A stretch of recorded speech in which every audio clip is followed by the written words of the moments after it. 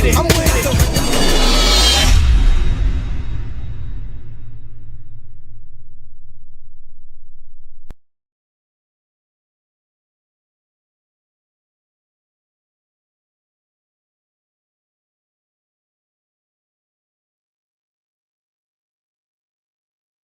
It was fear that kept my mom from continuing on her education of self. It was fear that kept my mom from continuing to go down that rabbit hole that I went down that brought me out of Christianity. My mom was on that journey. My grandmother was on those journeys. And it was fear that brought them back to the church. It wasn't love for God, it wasn't reverence for God. It was fear of hellfire. That's why they went back to the church. I didn't realize it until years later, years after my mom had died, that my mom went on the exact same journey that I partook in when I was 18 years old.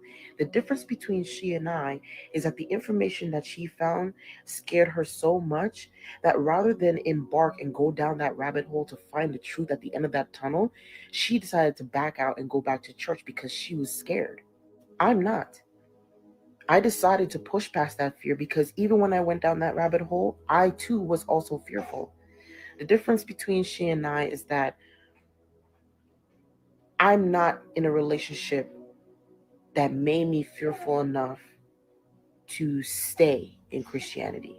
And what I mean is this, in my line on the matriarchs of my family, one thing is for sure: Christianity and abuse was synonymous. They were one and the same in my family.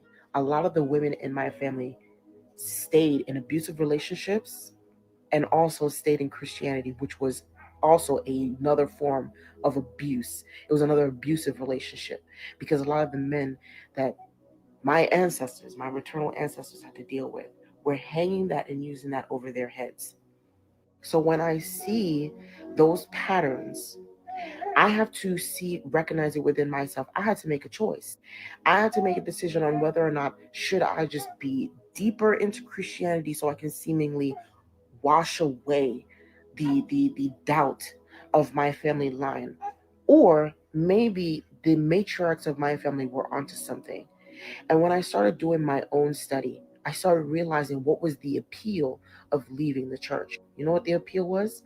It wasn't living out in this world in sin like y'all think. It's about true freedom, freedom to be, freedom to just exist. Christianity does not allow you to do that.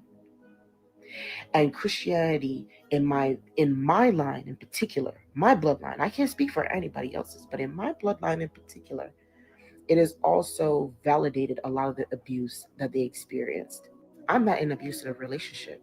And the most abuse I've ever received in my life was when I was a Christian, when I was around Christian people. And so for me, yeah, breaking away from Christianity, I think for me, is freeing from my bloodline. When I tell you that my ancestors has been calling for me since I was 9 years old, I've heard the calling. I thought it was the Holy Spirit, but it wasn't. Because even when I was baptized at 18, when I tell you, when that pastor put me down underneath that water and I pulled out, you know how some of y'all Christians say that, oh wow, you just felt so light and you felt the Holy Spirit on you. I felt like I had made the biggest mistake of my life. My ancestors were,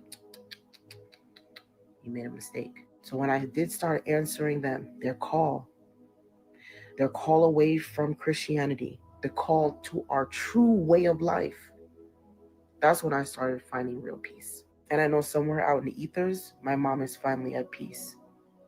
Finally at peace.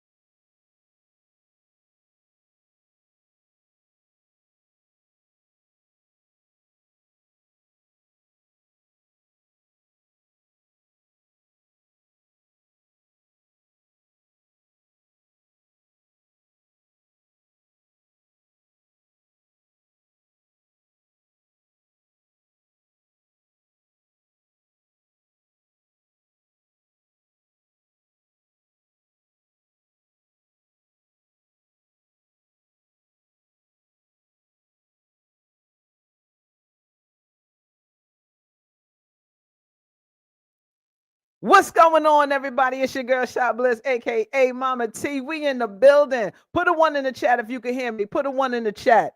Put a one in the chat if you can hear me. Put a one in the chat if you can hear me.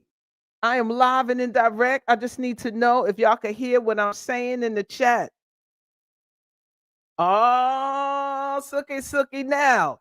Sookie now. Listen, we got a show lined up for y'all today. But before we get things started, I need you to know if you organic to the planet, and this is your planet, this is your home, you originated. Your bloodline came here and sowed seeds up in this piece. I need you to put them globes up. I need you to put them globes up. I need you to put them globes up. Come on now. And if you know you wasn't brought here on no slave ship, you know your ancestors been here for eons, came up out the dirt, came out the waters, out the fires, out the air, and out the seas. You better put them feathers up. You better put them feathers up. You better put them feathers up. Come on, y'all. You know how we do it in here. You know how we do it in here. That's right. That's right. Listen, I want to welcome everybody to the podcast. We have a lineup installed for you. Listen, it's a heavy hitter tonight, y'all. This is a heavy hitter tonight, y'all. Welcome, sacred souls, to the Stella Maris podcast. I'm your host, Sha Blyss, and tonight we are diving into the mysteries, the powerful and often misunderstood realms of the voodoo, that hoodoo, and all that divination. All that stuff they told us, yo, that's of the devil. Honey, these ancient spiritual systems trace back to the very beginning of time. When those wise ones, them ancient ones, the keepers of the spiritual knowledge walked this earth. Yeah, some they abstract figures, but to us, these are divine mothers and fathers. These weren't just practices. Baby, these were lifelines. The language of the soul passed down through generations. But somewhere along the way, fear and stigma crept in. Hollywood told us that these practices was evil. Mainstream religions tried to bury them. Western cultures made us forget we once knew that these sacred systems are our divine inheritance. You feel me? You feel me?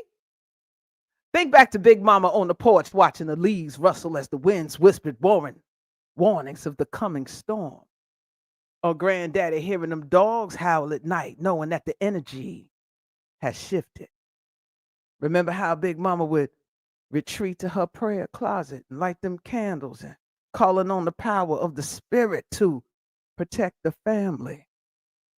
Whether it was lighting candles, throwing cowrie shells, or crafting remedies from herbs in the garden, this was the spiritual science of our ancestors. This was our old time religion. And now, in the midst of the world, we face and feel the chaos, the energy of uncertainty. Many of us are awakening, many of us are remembering, as well as reclaiming. Because these systems, voodoo, hoodoo, divinations, were never meant to instill fear. Now, unless you step to us left, you feel what I'm talking about? Then you best be scared. But at the same time, they were meant to heal, to guide, to connect us to the spiritual realm, especially when the physical world felt heavy, desolate, separated us from the connection of the earth, of the wind, of the fires, of the waters. Because after all, this is what the body is composed of. We knew how to connect. We knew how to return to the essence of all things. So tonight, y'all, we are breaking the chains, the stigma, the stepping. You know what? I'm going to stop reading this thing. I'm going to get this thing right off the top. Tonight, y'all, we breaking the chains. We are breaking the stigmatism. We are stepping into our truth, our divine power. We are reclaiming all that was stolen, all that was taken from us, all that was demonized in the name of some of the people that came over here witnessing and watching us perform these miracles. That shit scared them to death. So they had to turn around and scare us up out of our own power and substitute it with something that didn't look like us, something that didn't feel like us, something that we did not even know. But as they were beating it into us and beating it into us, our ancestors still transmuted and transformed them saints and turned them into orishas. Took all their symbols and reformed it and changed it into our own spiritual power. We are the original alchemists of this thing. We know how to flip the mode. We know how to change the script. And tonight, this is what we are doing. So, without further ado, I'm going to bring on to y'all the sister I was following for a minute. I ran across this sister about 3 years ago. And we were all everybody going through their journeys around the same time. And I seen this sister in these hotel rooms, flipping these cards, talking about karmics, still putting in the work. You could tell she was going through her transition, but she was still flipping them cards and putting in the work and delivering the message to the chosen ones. Because she knew in her heart that she had a job to do. And regardless of her situation and her circumstance, she returned to that old time religion, listening to the voices of her ancestors, opening up the doorways, opening up her doorways, putting through tests and trials, fortifying her spirit and turning her into a divine queen that she is. Without further ado, let me introduce y'all to the stage to my sister, Chhavi Zaine in the building. Come on in here, girl. Welcome, welcome, welcome to the podcast. Hey, thank you so much. I appreciate that introduction. It almost moved me to tears. I'm like, I can't start crying right now. That's you, boo. That's all you, sis. That's all you. Welcome. Look, it's an honor. It's an honor to be here for graced sure. with your presence in here today. Oh, she all dolled up for y'all. She came in here looking like the divine goddess that she is. Thank you. I appreciate you. Ashe. So before we begin, for those of you who don't know, tell everybody who you are, what you do, your little background about yourself. Introduce yourself to the people. Yes, so I'm Chhavi Zaine. I consider myself to be a spiritual counselor, a healer, a teacher, somebody that's here to guide and inspire others on their journeys. As was mentioned before, it's like I've been on my path for at least let me see, I started at 33 when I was first consciously aware of being on the journey. So 33 is a really powerful number, master number 33. That's when I awakened. And it took me on a very interesting journey. I don't know if you want me to get into every detail about it. Get into, honey, it's your turn. Go ahead. Okay. Tell everybody, because your journey helps other people on their journey. Yes. As we share at that time, prior to awakening, I was practicing as a Hebrew Israelite for a couple of years. I kind of ran into that and started doing that. Yes. I did Christianity most of my life. And then I ended up leaving the church because something just didn't sit well in my spirit. It was just like, I just know that this European stringy-haired man is not who they say he is. So I was on the search for something different. I'm a life path 7. So it's in my nature to want to search and investigate. Yes. So when I realized that that's just not what was in alignment with me, I ended up stumbling across the Hebrew Israelites actually online. And it empowered me in a way because it was like, okay, this is a Black Jesus. Okay, that might be a little bit more in alignment, right? And then, they were saying we're the chosen people, which when they said we was chosen, that resonated in my spirit. You see what I'm saying? It was like, I feel like there's something different about me. I've always operated with integrity. I know I'm a good person. I always go for the underdog. So I got to be chosen, all the things that I've gone through in my life. So I did that for a couple of years. But then I started to realize that my voice, my throat chakra was starting to open and I wanted to speak.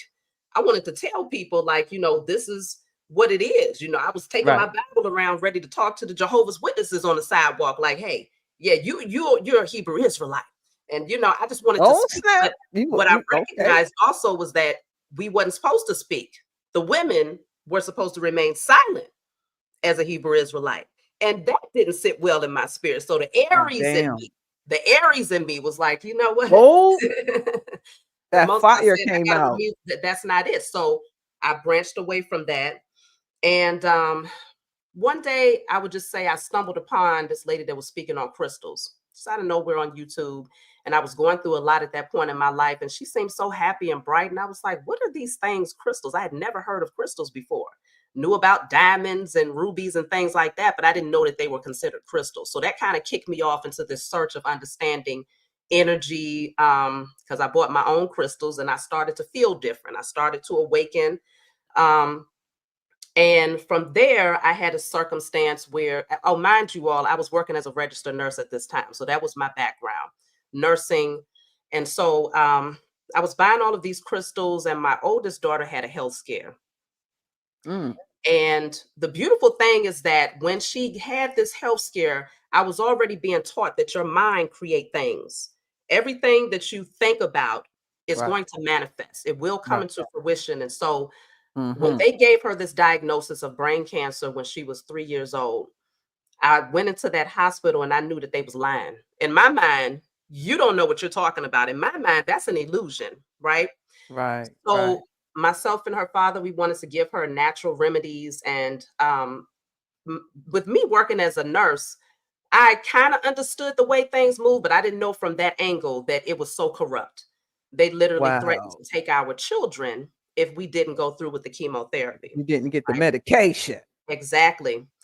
And so it was one of those things where we had our back up against the wall. We ended up putting her through chemo, but the Most High started to show me my Mm. gift of using herbal remedies, spirulina, Okay.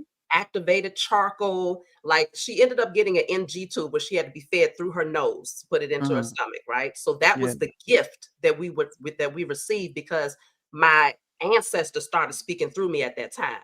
And they said, give her this, put this in the NG tube. And I ended up getting her this feeding that was all vegan feeding. So it had nothing in it that can harm her. And so when she was getting those chemicals, her body was bouncing back. And they couldn't believe how fast she was bouncing back from these chemicals that they was giving her.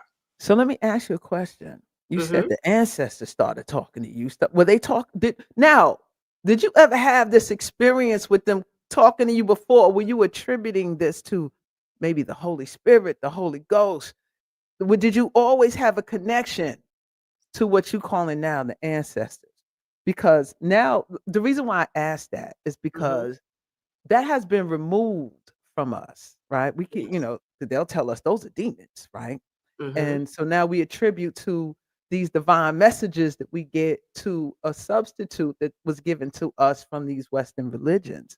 So my Yes. question to you is like when you were going through these things with your daughter, and you said the ancestors started giving you this information I'm on so sorry, Sha.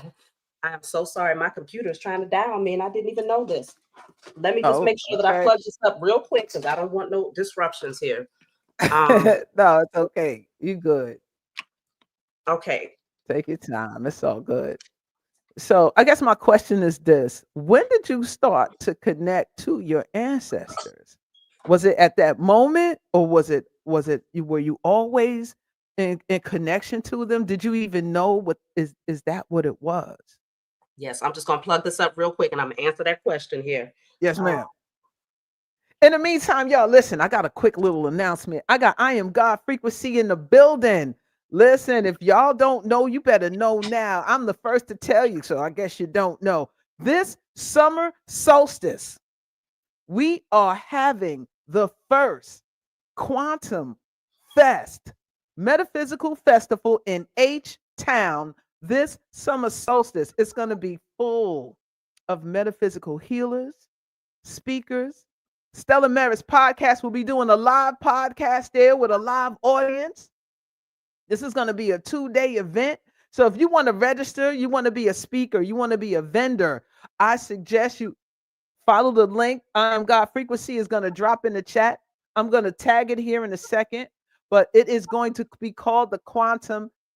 What is it? What is it? The Quantum Kingdom Fest. We just named it today. We've been working on this thing for a few months, and now it's finally about to be kicked off this summer solstice, the Quantum Fest. All the heavy hitters, Sister Zane, you will be receiving an invite. Everyone will be Absolutely. Okay. receiving an invite who wants to come out to H Town and do a presentation. who wants to be a speaker, who wants to be a vendor. This is going to be for us, by us, and it's going to be a phenomenal event. So follow the link. I Am God Frequency is going to drop. I'm going to tag it in a second. But I just wanted to put that out there. I didn't mean to cut off the Sister Wisdom, but while she was setting up her equipment, I just wanted to throw that out there. So the Quantum Fest, this summer solstice, June 21st, 22nd, I believe that's the date. If you want more information about it, follow the link that she drops into the chat. All right, y'all? Okay. All right, Sister Zane. I'm sorry about that. Just wanted to No, thank throw you for that your in right quick. patience. So I would definitely say at that time, I didn't understand the ancestral connection. Mm, I can't say that I used that language at that particular time. I was okay. still, let's just say I was awakened, but I still had a little bit of crust in my eyes. So this Okay. would be like my daughter would have been 3, she's now 9. So this was 6 years ago. Okay. So, I was still fresh in my Yeah, awakening, yeah. maybe a We year in. teeter-tottering at that time. Yes, Yeah. maybe a year in. And so I was still actually learning how to remove the Jesus away from Mm, my vocabulary. I mm, wasn't 100% there because remember, I had just come out of the Hebrew Israelite right. understanding. So I felt like So I Jesus still had turned into to implement Yahshua. it. Turned into Yeshua. And Yes, so yes. I felt like I still had to connect through that route or Portal. that portal, Yeah, right? yeah. I So totally understand.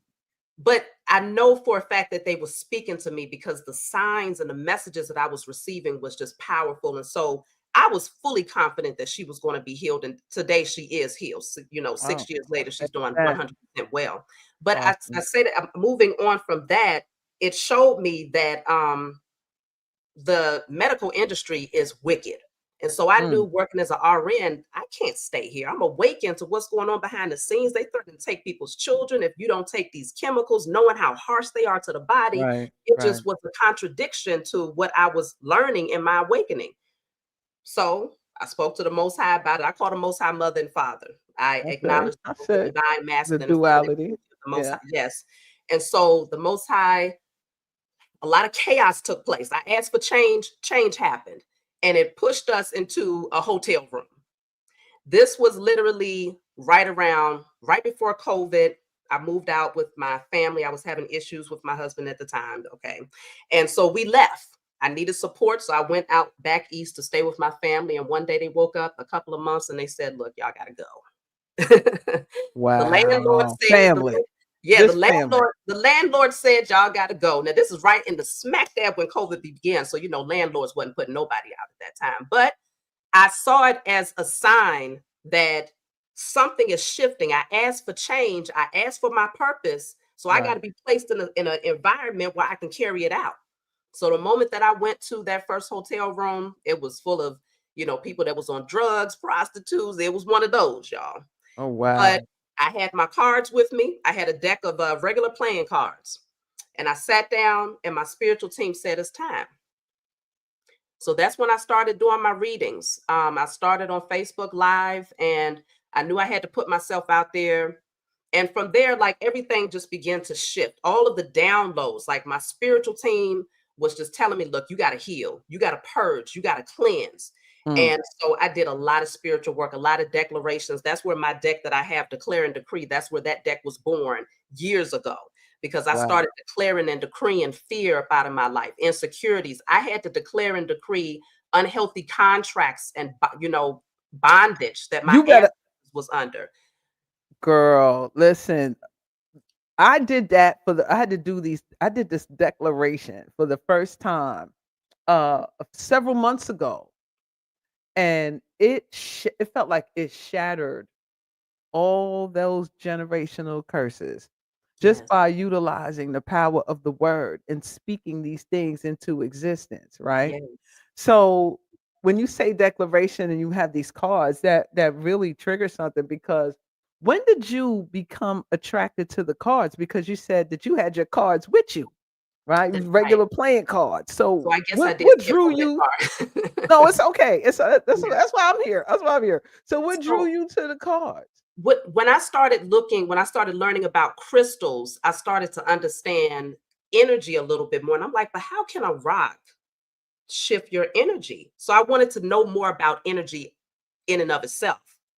So I started looking into different things, and once you look at things about crystals, YouTube will pick up in the algorithm and it will throw certain things out there, right? So it would throw Yeah. out readings. And when I heard my first reading on YouTube, I was like, how is it possible that this person knows what's going on with me? They've never met me, they've never heard my voice, they've never seen me, but they know my Right. situation. So I needed to understand that. So I went and got my first deck of cards. And I found that it was literally giving me a portal, an entryway to be able to communicate with my spiritual team. So I started Boom. just speaking directly to my spiritual team. What do I need to know? What do I need to do? And it carried me all the way through that entire time that I was living in a room, not really knowing where things was getting ready to go. It carried me because they kept reminding me, keep going, keep going. You're moving towards success. And I'm like, where is it coming from? But I never lost my faith in the situation, though. I Right. knew that things was happening and it was unfolding for a reason. And that's why now today I understand that chaotic energy does Mm. not equate to failure. It just means Right. that the path is being cleared so that you're Yes. able to get towards your destiny. So you got to Absolutely. actually welcome chaotic energy just as much as you welcome the calmness. All of it is Indeed. used to work out for your Indeed. highest good. So Right. that's where I began with the cards. I was actually at work. I was a registered nurse reading for my patients at work. And What? Hold up. Stop. I So, was. what made you do that? Like, what made you reach for that? Okay, first, slow down for a second. I want to ask you this. You didn't get a regular tarot deck, did you? You went and just got the regular playing card. Was that Well, what you this started with? this is what happened. I had a lot of decks. When I initially started, I had a lot of just oracle decks, tarot cards. This was well Okay. before we ended up in a hotel room. Things I was still working as a nurse. I had a lot of decks. What made you go that route? Like, why did you start to gravitate towards decks? What was it about the deck, the cards? It was just something about my spirit that it spoke to me. It felt Mm, like it was something that I was meant to do. Like when I saw a lot of the readings on YouTube, it was the algorithm was kicking out a lot of European women that was doing readings. mhm. And in my spirit, I felt like it wasn't reaching deep enough. Was it connected? It wasn't connecting well enough. But I had also gone to a tarot reader when my daughter was in the hospital. Really? You know how you just ride past somebody's place and they have the sign The out big there. So hand at the front? Yeah. yes, so I went up to Yeah, I her. saw I it. went to her, and it was this old European woman. Oh, And those are the good ones. hold on now, let me back it up though, because this one was Uh-oh. on some other stuff. Uh-oh. So she Oh, told me, shit. "Hey, put your hands out." I put my hands out, and she put her hand above mine about this high, and she said, "Ooh, the energy is so good." I mean, and I was like, "Wait a minute," and I'm not even exaggerating. But my vibration at that time was super high because I felt good to see my daughter healing. I felt good to know that I was tapping in. I was working with my crystals. I was doing readings for my patients, but I needed somebody else to give me a direct reading just to verify like things are going to be well with her by the time she's Right. done with these treatments. So Okay. she knew that my energy was like up there. She also knew that I had a gift because she told me, you're going to be a spiritual teacher. You're going to, have like a school where you're teaching people. So I was like, okay. But this woman called me. She kept blowing up my phone after that. Now that's not a good sign. When Oh, somebody is constantly reaching for wow. you, then you know something is not right about that person. Yeah, that's, kinda She called scary, me one day kinda and she said, creepy. yeah, she called me one day. She said, "Are you seeing 555?" I was like, "Yeah, but what would make you call me?" She was like, "I need you to come and see me right away. I feel like you have negative energy around you. And if you pay," she told me if I paid, she wanted me to take $500. She wanted me to bring $500. She wanted me to go get a black cloth, put the $500 inside of the black cloth, rub the cloth all over my Oh, body shit. from Mm-mm. head to Hell toe no. and Mm. give her this cloth with this $500. Wow. Now, remember, I got crust in my eyes. So Oh, I'm wow. like, my spirit was saying no, but some part of me was like, well, is this what I'm supposed to do? Is this how this thing Ooh. works? Ultimately, I said no, but now that I'm awakened, I recognize she was trying to steal my She was energy. Black absorbs money, energy. energy, everything. Black, Yes, trying to yes, wrap black that shit up absorbs energy. And I was going to in a pay her black to take my energy. oh, You see shit. what I'm saying? God, woo, honey, make me want to go take a bath right now just I'm by hearing telling that you. story. That is crazy. So she Yeah, recognized your energy. she See, did. this I want to this I want to stay here for a second because we don't know, many of us, right? We don't know what we holding.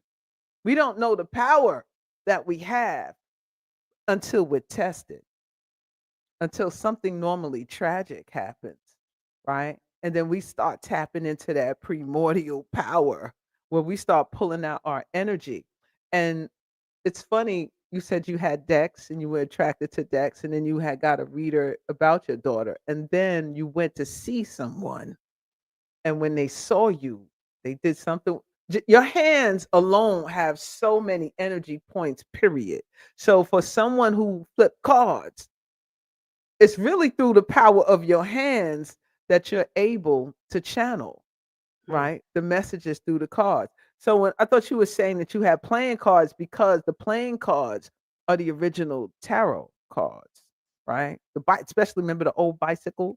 I keep a deck Yes. Yes, everywhere. I have them. Right. Yes. Right. I'm sure you do.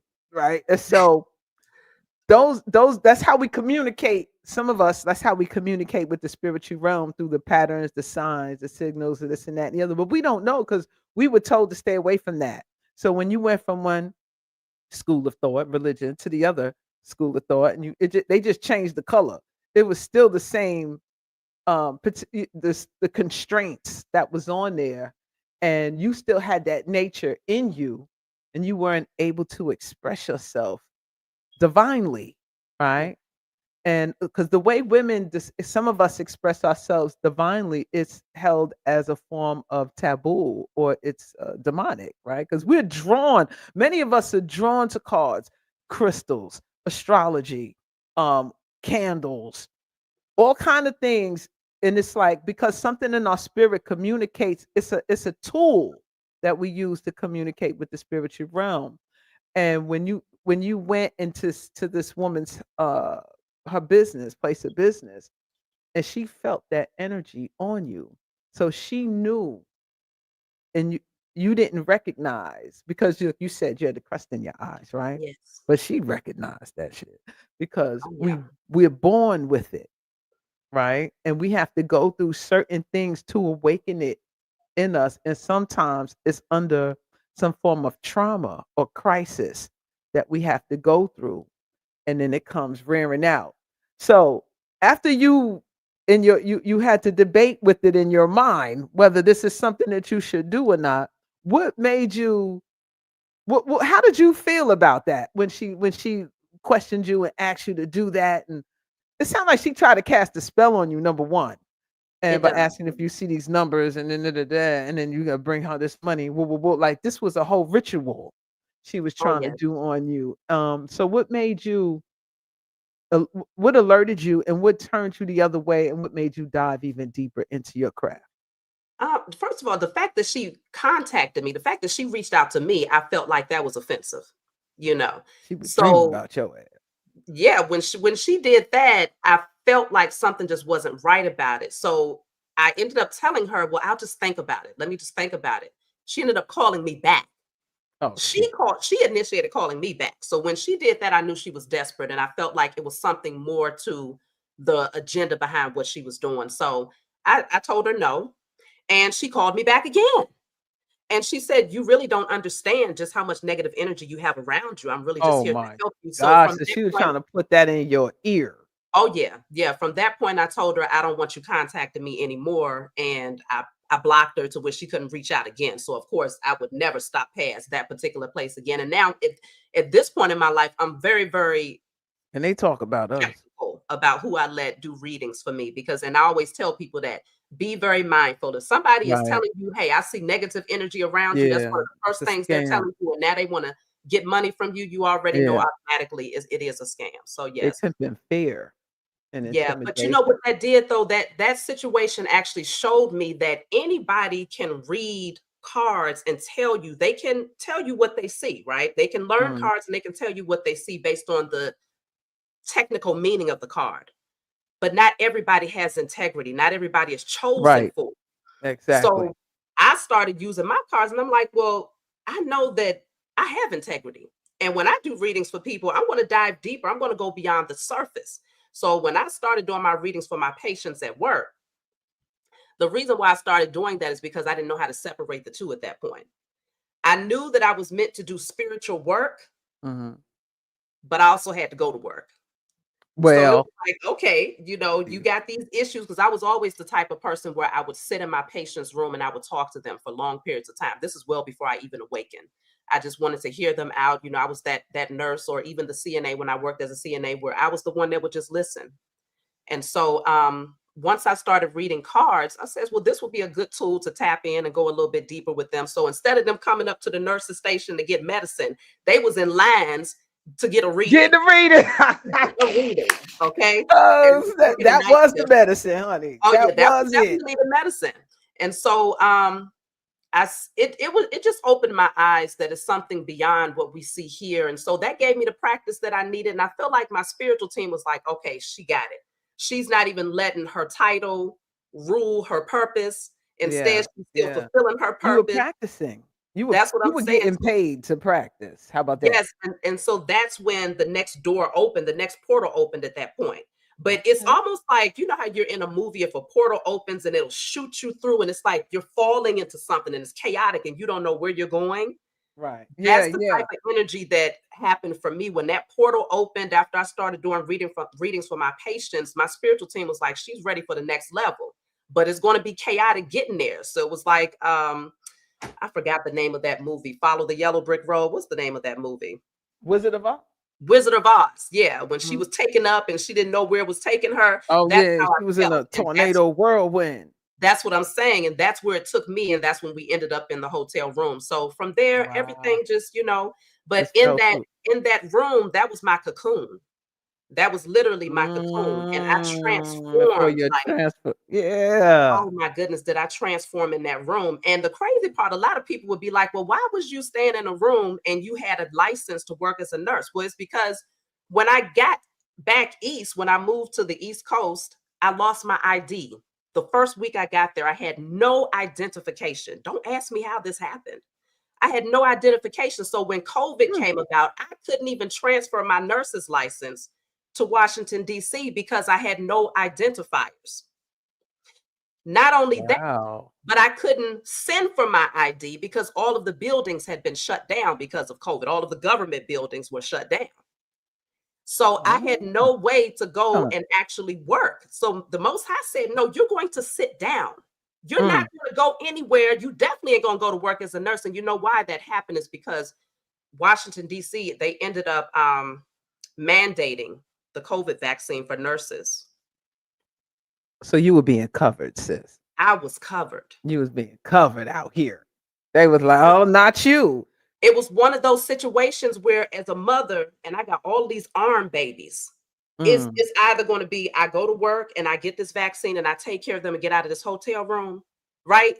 In my mind, I love my children. So I would have likely went and done that. You see what I'm saying? Your ancestors knew no, better.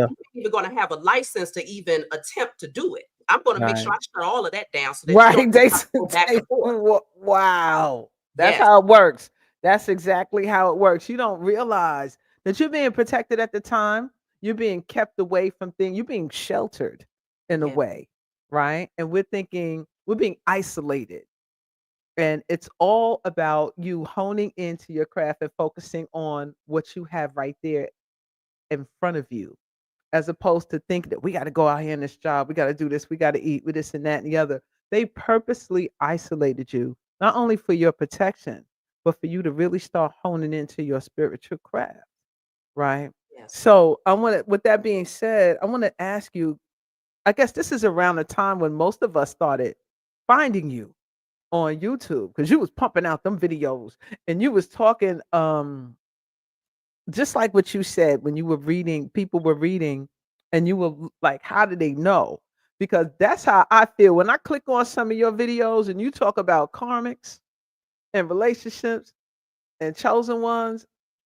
And it's like, you are just talking to me, because and that's like, I'll hit your video at a certain time. Like I don't watch them every day. I don't look at them all the time, but there are certain times you'll pop up.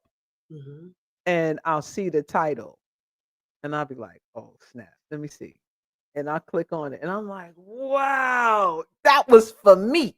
That Yeah. was for me. So let me ask you, when did you start getting into, because it seems like your specialty is talking about karmics and karmic relationships.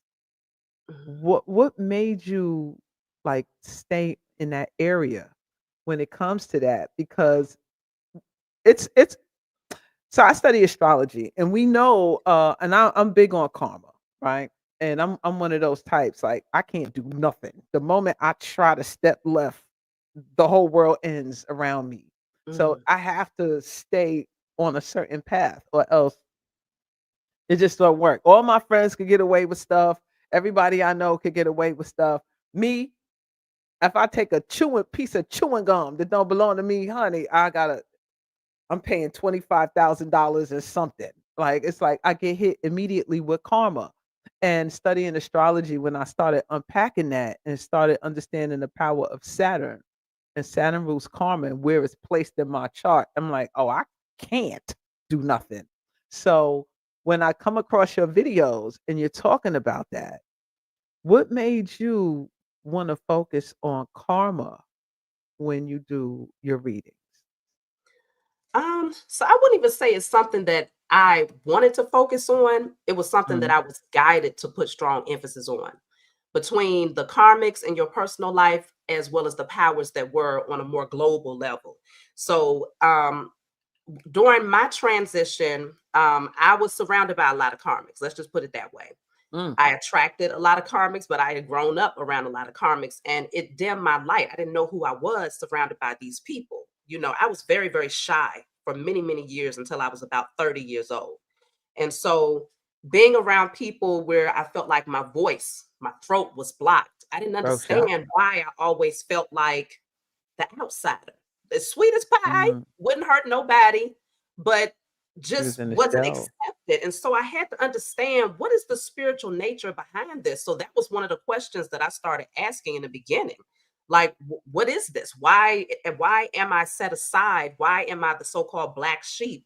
And so once it started showing me, not on a surface level, not okay, that person is jealous or that person is just, XYZ. No, it was on a deeper level. Like, no, they're actually bound to the beast of Babylon. No, they're actually, their sexual energy is being harnessed, is being used. And so they're trying to attach that to you through that karmic relationship. Like, it was all types of different Mm, messages that would come through that entanglement. was like, when I tell you it was deep type messages, so that by the time I started speaking about it openly, I was even shaped like scratching my head, like, are people going to actually understand how deep this really goes? You see what I'm saying? But I Right. had to come forward with it. And so it's not really something that I wanted to gravitate towards. When I initially started doing my readings on my other channel, Chhavi Zaine Spiritual Counselor, I was doing the regular readings. Okay, I guess I should be speaking about Aquarius this time. I guess I should be tapping into Geminis this time. But it was nothing deep. My Right. spiritual team was like, "No, you're ready for the meat. You're on the surface right now. We need you to get to something deeper." And my spirit was calling me to dive deeper because I'm an investigator as a Life Yeah. Path 7. That's in my nature. Yeah. So I wanted to go down the rabbit hole. I wanted to see what was beyond the surface. And so my spiritual team started giving me those downloads, and it went beyond. Like, I would do readings on. I did a reading on so-called Jesus. Okay, I wouldn't Hold just on. no, I wasn't just reading about people's family. No, I was reading like what took place at that time. I wanted to know. I wanted to go. Oh, Yes. that's interesting. So, would you mind sharing? Oof, if I can even remember the details, but what it did was it made me recognize that it was all a ritualistic sacrifice. That's Mm, what really came okay, out. hold on. Hold that thought. Because I Uh, did a duet with you. Or actually, I did a podcast when the whole thing with Billy Carson came out. mhm. And you did a message to Billy Carson, right? You Yes. made a video, and I did it. I had that. I featured that video on a live that I was doing, and you said something powerful. You was like, Billy, let them have their sacrifice. Let them have their human sacrifice. And when you said that, I was like, "Ooh, wait!"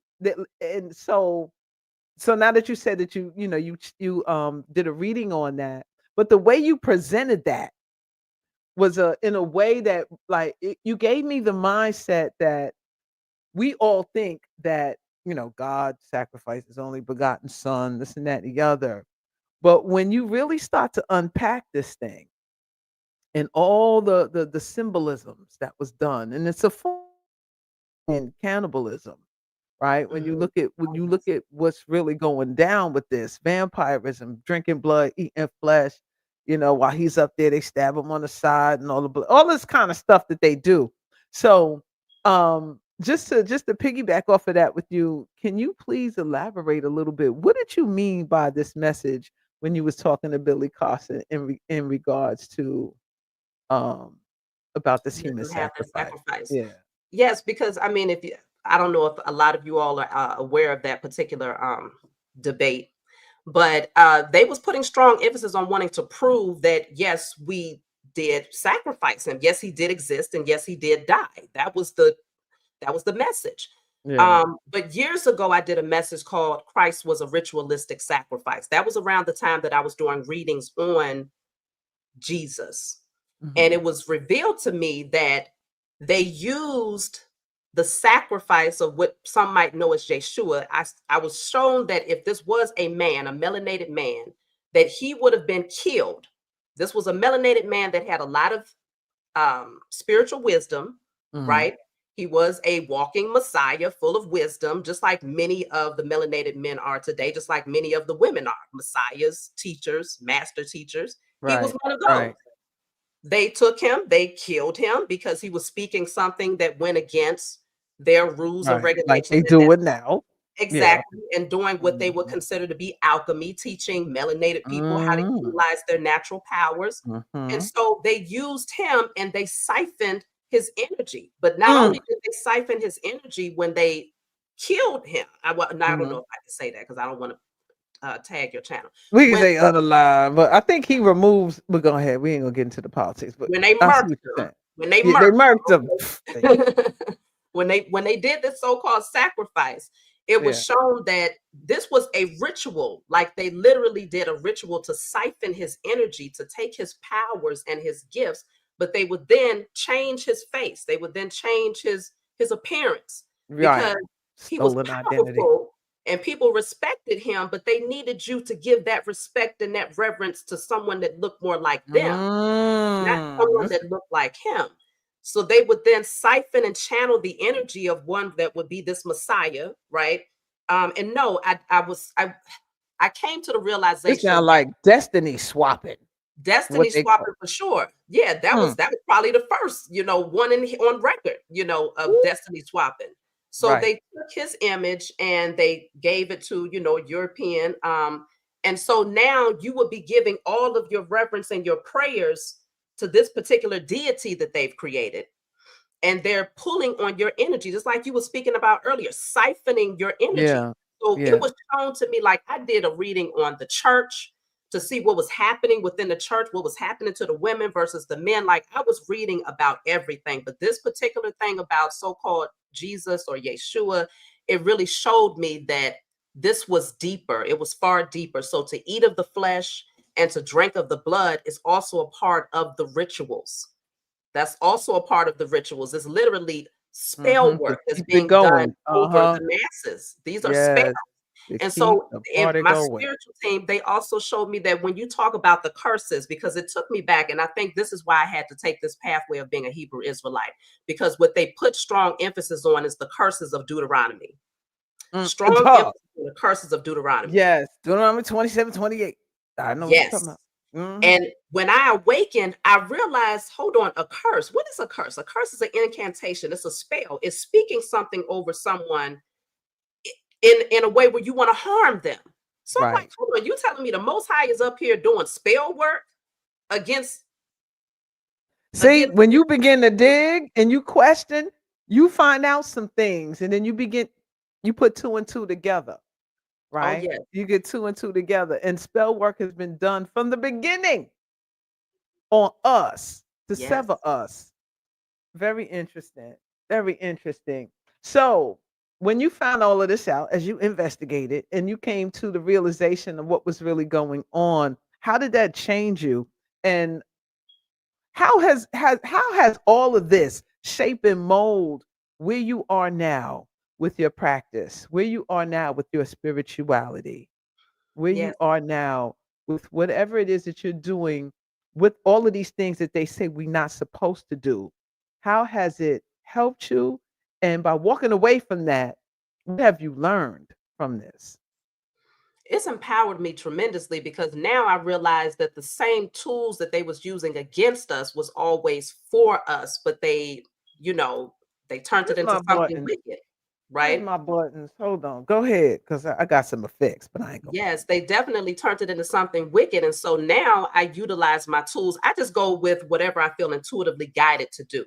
I connect with my ancient self. And I come it. into Okay. remembrance. It's like I was talking to you before about the pine cones, it's just Yeah. particular things that I just feel drawn to do. And I have no shame in it. But it really taught me that a lot of our people, they've been so blindsided and so caught up and wrapped up in this web of the matrix that the fear that, Mm. okay, if I step outside of this and if I try something different, if I learn something different, just like the young lady was saying in the initial clip, I'm going to go to hell. So I know that my purpose is to show people, to pretty much remind them of the power that they possess and to understand that alchemy, you are the alchemist. You are Yeah. alchemy. Right. Especially as a melanated being, your melanin is naturally doing alchemy every day, You just better without you tell it. even doing anything consciously. Okay. Your That melanin is lady knew it. Who wanted you to wrap the money in the black and yes. sponge yourself down? Hell yeah, she knew that shit. Yes. Yes. So, it's like now I fully embody it and I fully embrace it. And it has changed my life in tremendous ways. But I always tell people, it's all about using things from integrity. And Right. a lot of people are afraid that they're going to welcome in demons or low vibrational energy if they tap into particular things. And I tell them, you have to understand your own intentions. If you're going in it with the intention of becoming a better version of yourself, then you can't welcome in something that can harm you. You Right are on. you're a spirit. You are a physical being. You are a spirit having a human experience. A spirit Okay. having a human experience. So there's nothing in the spiritual realm that can conquer you because you are also a spirit. So you tell that thing to stand down. You see what Okay I'm now. saying? That's right. I So say. you got to know the power that you possess, especially when you have that divine connection to the highest source. I don't allow anybody's deity to cut off my connection to the highest source. So I don't fear alchemy. I use it and I teach people how to tap into their own abilities. I tell them, what do you feel intuitively guided to do? I'll give them some tools, but I always tell people to go with what you feel guided to do. And that's the best alchemy because Indeed. there's no rules. Right. Right on.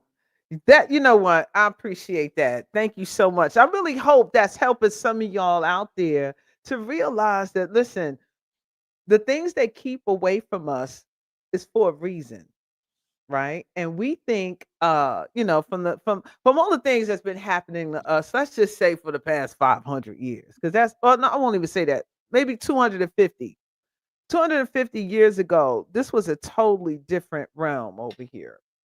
And we were of the earth. We worked with the earth. We knew how to commune with our ancestors. We revered them.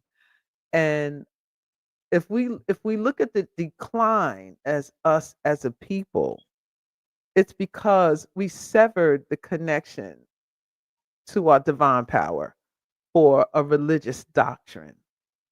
And the reason why I named the show what I named it today is to really talk about those of us who had the courage to walk away from that and follow that spirit from within, because that's what it is. These when you talk about voodoo, hoodoo, and things of that nature, these aren't like doctrines that you can find that are written. These are ways of life. This is like a culture for us, and it has so many different facets to it. Like I said earlier, whether we was pitching pennies or carry shells or throwing bones, whatever the case, we've always had those ancestors or the elders who knew how to speak a language by reading nature, Mhm. right? And then when we came up with the cards, that was just another form of divination for us to really just to channel what's in us. And it's being reflected through the energy of our hands by showing these pictures, right? Because we're visual people and we learn through the pictures and each picture and the colors, and they all mean something. And we were able to connect to get the answer to the questions that we were looking for. So, Sister Zane, man, I appreciate you coming in, sharing. Stay on the line. I want Thank to you. introduce y'all to another sister. Listen, this is the blew up TikTok, y'all. We from the TikTok family, many of us. We were TikTok was for the outcast of Facebook and Instagram and YouTube. We wasn't really making they wasn't really appreciating the information that we were bringing, and the algorithm was really set against us. It wasn't really for us. And so when TikTok came around, many of us found our voice. Many of us found our niche. Many of us found our tribe. And we started connecting to each other's by the thousands, some of us by the hundreds of thousands, where we weren't having that opportunity on these other platforms because of the algorithm that TikTok had that was different from American made platforms. TikTok's algorithm at the time, now it's something different, was created in a way to connect you with like minds, whereas the algorithms of some of the American made platforms was the antithesis of that, where it connected you with the opposite mind, and it liked the drama that it ignited between two opposing concepts. And so it was always a heated thing going on. It was drama. Facebook, I can't stand Facebook, mind you. Instagram, not so much, but these were the platforms where there was a lot of drama. Whereas TikTok gave an opportunity for us to find our soul family. So I ran across this sister. She used to be making these clips, these, by the way, and she was going ham on a couple of people. Don't step to the sister left. I'm gonna just let y'all know right now. You don't want to step to her crazy because she keep it cock on deck. Now the sister would drop so much knowledge on numerology. She used to rock the 444 around her neck. I was like, okay. And she used to. I remember one time, one video I saw. She went outside her backyard and she was filming this orb she was like, oh, and the way she was talking to the orb though, she was like, oh, so you just gonna fly by here? Like, I don't see you. I remember that. I remember that when I saw that. I was like, okay, now she's attracting the extraterrestrial energy. Then she started talking and breaking down hoodoo. And in a way that I was like, oh, she's talking like how grandma and them used to talk. Like she's really breaking down that old ancient science and connecting back to the ancestral realm. And the way she connects it on a metaphysical, the way she defines it and corresponds it and correlates it with everything metaphysical. She got a style of her own. Ladies and gentlemen, I want to introduce you to the one and only, my sister Yaya. Welcome to the building, Yaya. You are Hey live, direct, everybody. and in the building. Come on in. That is like super loud. Thank you for having me. Thank you for having me. It's an honor to have you here. I appreciate you for being here. What's happening, Yaya? How you doing today? Nothing much. I am wonderful. I cannot complain. It wouldn't do no good anyway. You know what I'm saying? Yes, ma'am. Yes, ma'am. So, we talking this old time religion thing, right? We tapping into the Hey. ways of the ancestors. The sister Zane was talking about, Sister Chhavi was talking about how the things that she went through brought her to a connection of defining her tools and her spiritual power. All right. And I want to Mhm. ask you, because you like got the scientific mind, you are full of information. You be breaking down numerology, everything. What guided you along this path? What made you walk away from whatever? Because I know we've all started out in traditional religions. What made you make the Yeah. break and go the other way and start embracing these tools that you use today? Well, I could say yes, I definitely was forced into religion like many of us. I can remember being 7, 8 years young in the church. And I'm just asking questions like, what are they doing? Like, what is, when they shouting and things like that? why I gotta give my $2? You know what I'm saying? I don't want to put my $2 in that collection plate. I want to go to the store and buy me a pickle. You know what I'm saying? Like, why I gotta put my money in this church? Why I gotta do, I'm questioning everything. Now, mind you, I'm 7, 8, so I'm getting popped. Shut your mouth, girl. You don't question Jesus. I already knew right then and there something was off. I'm like, hold on. I can't question Jesus. I'm questioning you. I'm asking you. You the one got me in the church. You know what I'm saying? Like, I'm not questioning Jesus. I'm asking you. So I knew that a lot of the things we were being taught and told was just that. It was literally things that were being passed down that our ancestors didn't have a lot of the answers for because they was forced into it. And I learned that later on. But at the time, I could tell something wasn't right with the religion. But of course, I had to go along with it until I was, of age to get myself up out of that situation. But being in the church, I saw so many things. I saw so many levels of evil. Women busting out my mama windows while we in the church, and these women that's in the church. And it's just like a lot of things turned me away, So my head has always been on a swivel from an early age, but I heard Sister Chhavi say, the crust was still in her eyes. The crust was in my eyes too, as with a lot of us. But when I wiped my eyes clean, I was out of there, and I never looked back. I could see the light, never looked back. So what were you more drawn to, right? Because I know you talk about, there was a video that you put out when you was talking about, how our ancestors were always connected to these certain techniques that they did. Right? I remember you put out a video and you was like, what does it mean? What do you do when somebody sweep over your feet? Like, what do you do to the broom? Right. And so I was like, so it was interesting because I was looking at the comment and they were like, boo, boo, boo, boo. I was like, damn, like this is a thing here. So what made you really like dive into understanding what that was about, and what did it do for you as you tapped into that?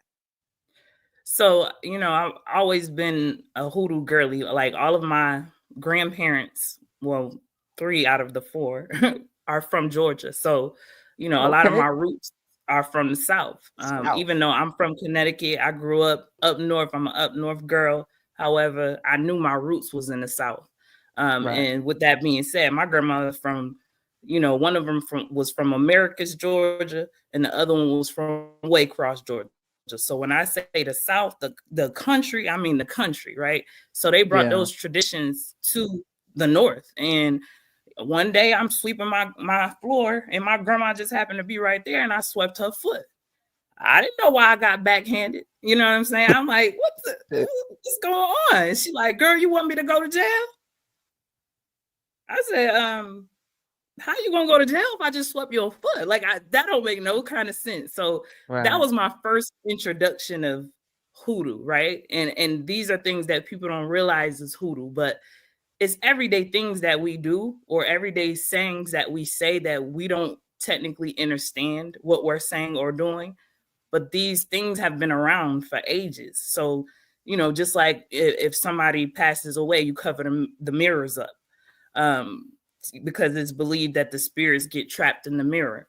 So it's a lot of. Oh, go ahead. No, I'm sorry, you froze for a little bit, but I was frozen. I was gonna ask you, like, people heard of voodoo, right? And when we think of voodoo, we think of dolls, pins. You know how Hollywood has put it, right? But when you hear hoodoo, that's totally different, right? From voodoo. Can you explain to them like what exactly is hoodoo? So hoodoo is pretty much a combination of, we took things from voodoo. Of course, voodoo is mainly West African originated in West Africa, but different parts of Africa as well. But we, from the transatlantic slave trade, a lot of ancestors came over here, but a lot of our folks were here already because we did not come on those slave ships, of course. But with that being said, we took a lot of the traditions of what we did or what some of our ancestors did in Africa, brought them here. And so what happened was along came Christianity, and we had to start putting all of our stuff, hiding it with the things that we was doing in church.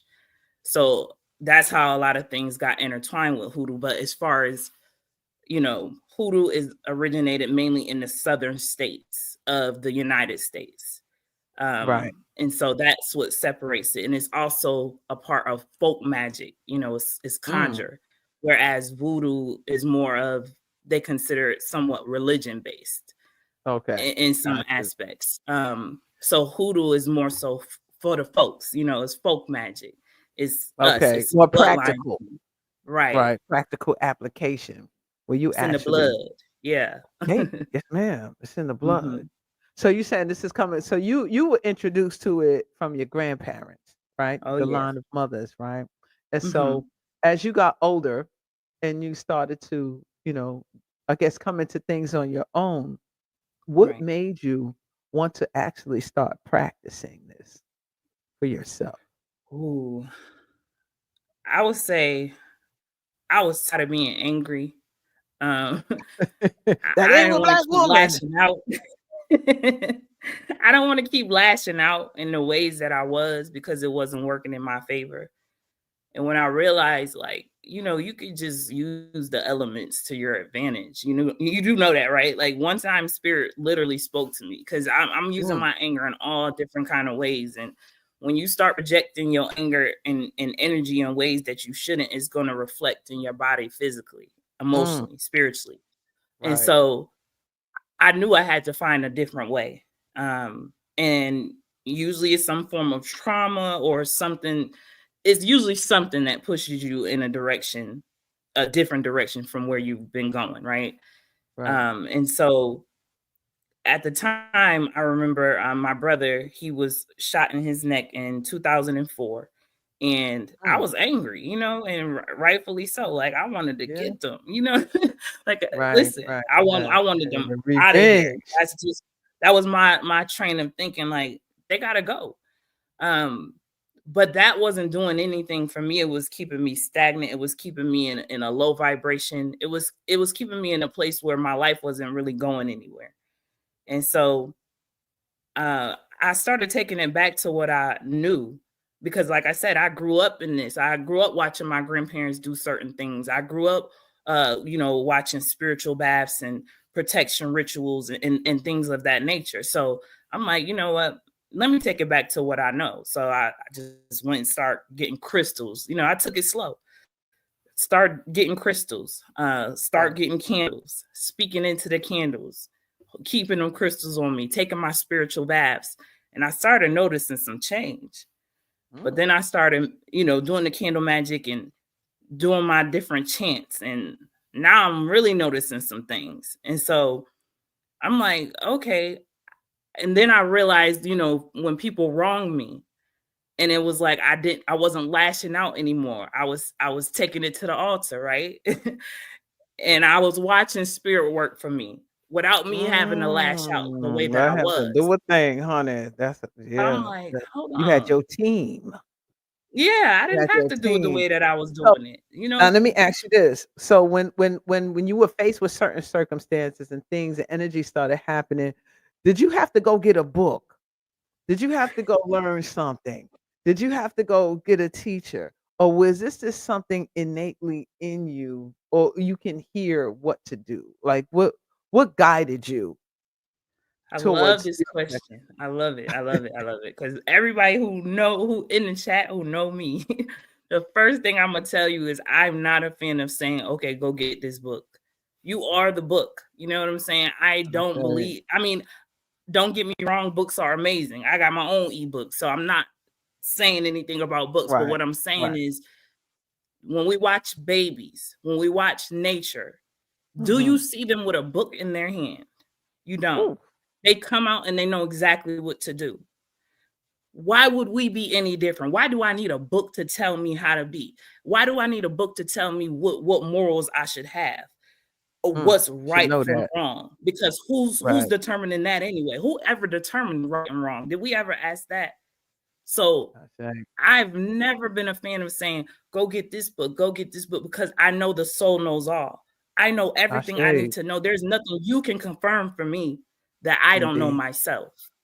So nah, I don't, the books are amazing, don't get me wrong, but you are the first book. You got to learn how to confirm for yourself. Yeah, to confirm for yourself. Absolutely. Absolutely. So when you started cultivating this yourself, right? What were the things that you were drawn to, or what led you down the road that you were on? Let's say someone wasn't feeling well. Mhm. Were you hearing what to do? Was your contacting you? Because many of us do. Some put up altars to our ancestors, right? And Mhm. those ancestors that were benevolent to us, right? Who we knew Right. loved us or granted new things. Could you hear their voice talking to you, telling you what to do? Or was it your voice talking to you, telling you what to do? I would say it was both. Because my grandparents had passed on, and Mm, so I could definitely channel and hear their and feel their energy. But the moment I will tell you this, the moment when I realized my power for real, like I always knew I was powerful, but the moment I realized my power for real was when I took a spiritual bath one day, and I put a little bit too much hot water, y'all. Don't ever do that, okay? Mixed it with that salt. Your girl passed out when she got out. Like I passed out. wow. Well, Okay? you gotta learn through Don't do that. experience sometimes. Listen, experience is the best teacher. Yeah. But You don't do that shit again. in that moment, I heard me. And my voice was like, wake up. It was subtle. It was like, wake up. And then it got louder. Wake up. And then it got louder. Wake up. And I'm like, I woke up and I'm like, that was me. Mm, That was me. That was all me.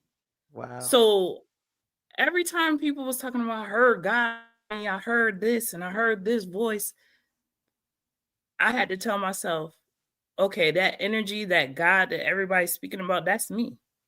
That energy, Ashe. of course, Indeed. there's a source from which we get our information from, but Right. ultimately, the Right. guiding force, the guiding light is me. That's me. But religion teaches you to externalize everything. Religion Mm, teaches you that's Jesus, right? That's the God, Holy Ghost. the man talking to you, right? Wow. And that's when I woke up from that slumber. That's when I completely woke up, because Mm. you could have one foot in and one foot out. I call it quarter woke, right? You got a lot of folks that's quarter woke. You still talking about Jesus and heaven. Oh, You know what I'm yeah, saying? He yeah, did it for yeah. me. He Him did and it it, all. yeah, He who? yeah, What are you yeah, talking about? yeah. Energy I don't have say, no yeah. gender. So Mm, when I really, really woke up from the slumber, that's when I realized who I was, how powerful I am.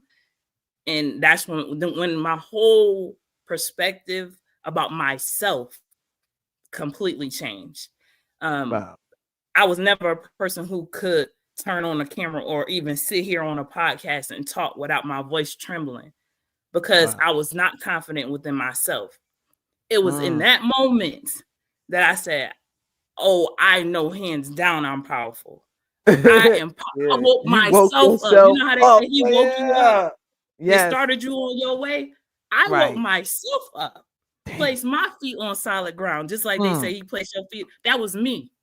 That was me. I And I say, have no there you shame in my go. game saying it. You See, the know? whole thing is about you, and I think people don't understand that, right? So the Right. swapping, what Sister Zane was talking about, how when they talk about Yahshua Jesus, the story and the channel that the sister you received, and how this was much deeper than what we know, because the stories are always personal. It's about you, but they put it in third Right. person. All these different people where Mhm.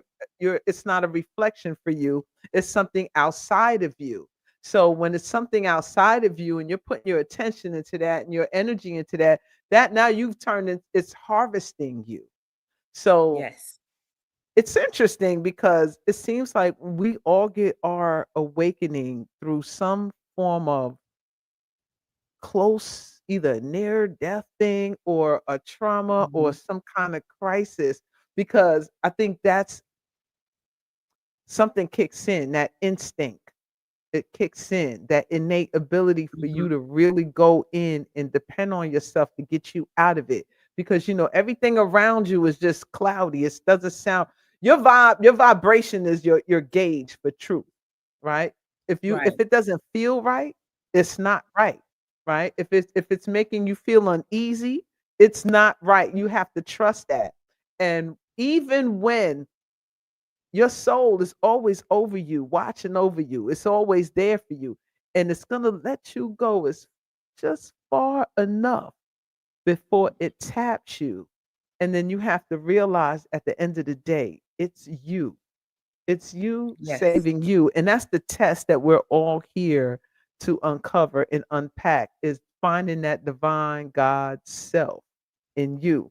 And the reason why I tacked these three systems on there is because it's us really relying on ancestral energy, innate energy, instinctual energy, and just utilizing the tools that surround you, which is nature, right? Everything, all of this stuff is, whether it's fire, the element of fire when you light in your candles, that's nature. You taking a spiritual bath, that's water. You dealing with the crystals, that's earth, right? Everything, breath work, meditating, breathing, it is all in the realm in which we exist in. And that's where Right. all the power lies. I was talking to a sister today, shout out to I Am God Frequency. Like, we could be as spiritual all day, but we are on earth in this Right. body. We're in the physical material world. So the spirit is what generates it. It's what powers it. But at the same time, if you don't infuse it with the material physical, you're not under, that's alchemy, right? That's how we alchemize this process. So heck yeah, man. I really appreciate that you sharing that, because when we talk about these things, people get a misconception of it, and they're not realizing Mhm. that um these are tools that's been used throughout the ages.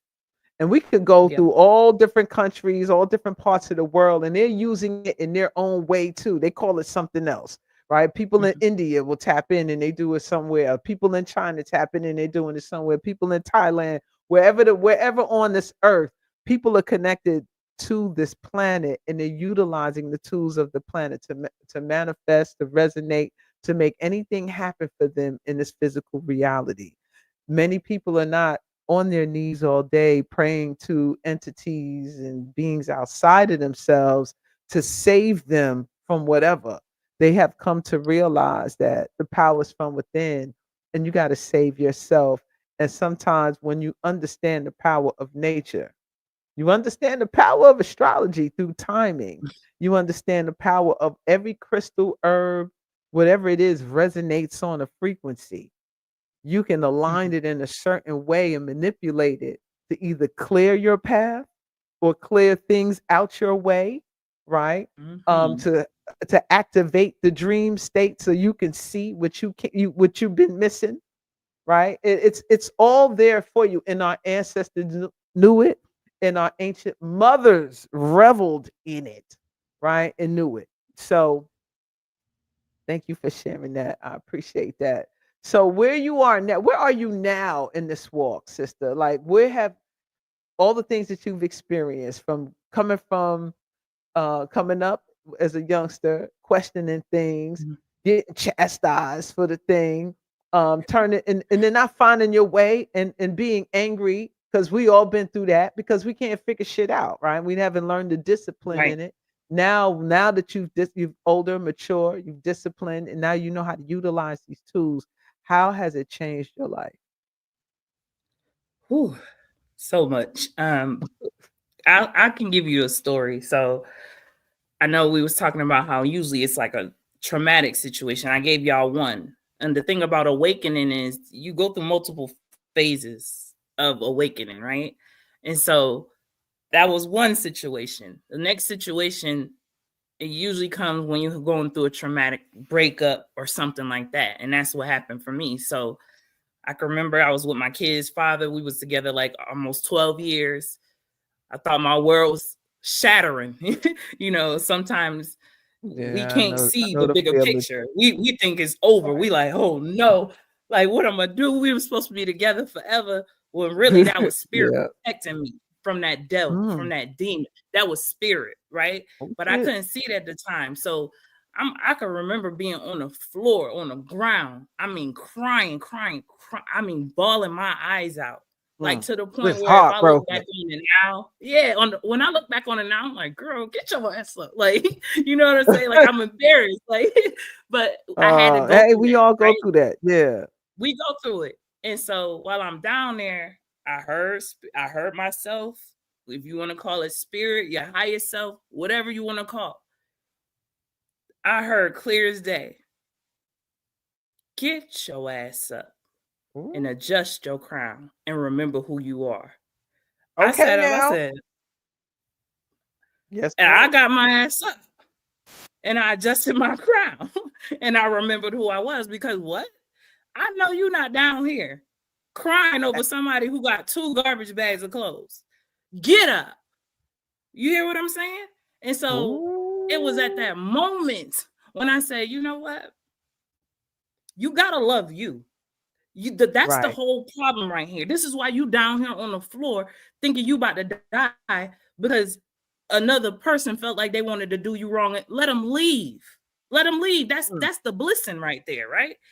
I couldn't see it at the time, but as I started further in my journey, I started realizing like I am the tool. I am the powerful one. I am the one who literally is going to shift the whole perspective for a lot of different people. Again, I couldn't see it because my voice was so shaky. I wasn't confident. So I started building that self-love. I built my own altar to myself so that I could give myself the love that I was missing, right? And that's what I did. I started loving myself so hard.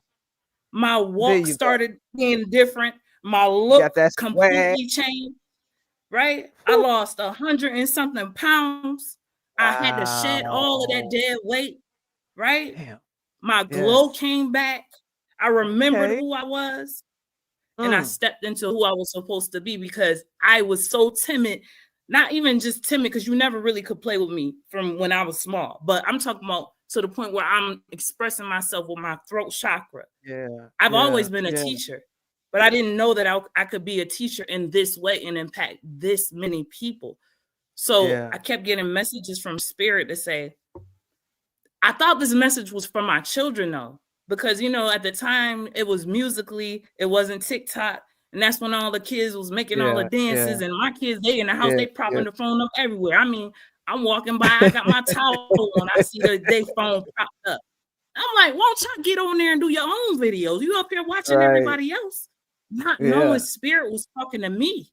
Spirit was telling me, and I'm telling my girls like, hey, y'all need to get on here and do something. You know what I'm saying? Do something, have fun, but stop watching everybody. Stop being, you know, a follower, be a leader. That was me talking to them, but that was spirit talking to me. So sometimes spirit will come through and give you a message, and you think that message for somebody else, and that message for you. So one day, spirit came back. See, spirit is very subtle too. It's not going to be no. I'm not going to force you because it's free will, right? I'm not going to force you. I'm trying to give you this option, right? So spirit came back and said, the whole time I've been telling you what to do, and you've been telling everybody else.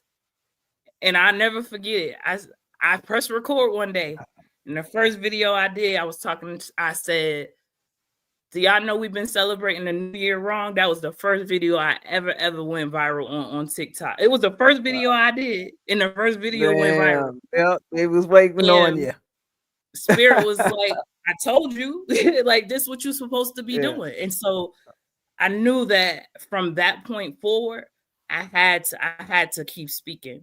And as I kept speaking, because if I go back and look at some of my old videos from my previous page, if I could, I probably would like crawl under the bed or something because, you know, you just start, I probably was still a little timid. right. You don't know how this thing is gonna So turn out. You're right. you don't. And I just, I kept speaking, but of course I started speaking too much. And we do that sometimes because I don't just deconstruct religion. I have a whole deep thought channel. So I break down Right. systems, complete systems. I mean, I talk about everything. I know how to decode with my eyes closed. I could decode Right. anything. Right. It's nothing you can really Right. get past me. And so I started decoding, but I was talking too much. So I got banned on TikTok. First ban. I I was remember. distraught because I finally got up to like 44,000. I was like, I thought I was doing something. I'm like, yes, like I'm here. Right. I've arrived, Yeah. Banned. I said, I'm done. I'm done. I'm not doing this no more. Spirit said, you what? I said, I'm done. Spirit said, no, you not. And so I'm like, I don't Just want to do. I'm beginning. crying. I don't want to do it no more. They don't want me on here. I can't say what I want to say. Spirit said, pick up that phone. And you're gonna do it again, and you're gonna do it bigger, and you're gonna do it better. And that's exactly what I Wow. did.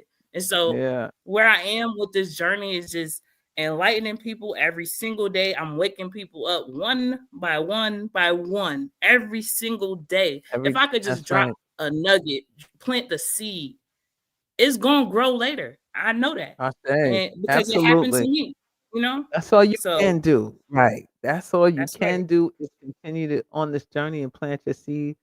Uh, reach one, teach one. Reach one, teach one. Absolutely. I say. Listen, with that being said, I got another guest I want to bring on. Let me tell you something about this sister here. This sister, I ain't gonna lie. She kind of creeped me out first couple times now. I was she starts out, hey, my beautiful people, and then she go in. Now, I think the first video I saw was she was talking about these crossroads in certain parts of Georgia that are haunted. And I was like, in Columbia, South Carolina. Now I think I crossed over there one time because I used to travel a lot. And this sister's a diviner. She's a channeler, I would say. And she channels these energies and she does celebrities. She be peeping into people's stuff and telling it and all kind of information that she's been dropping. And I found it quite intriguing. So I started following her and listening to some of her channels. And I'm like, damn, this sister might be on to something here. So I want to bring on to you, Sister Tammy the Voodoo Queen. Welcome to the stage, my sister. Come on in here, Pisces, and start bringing this information, this energy. Oh, I'm sorry. Wrong button, wrong button, wrong button.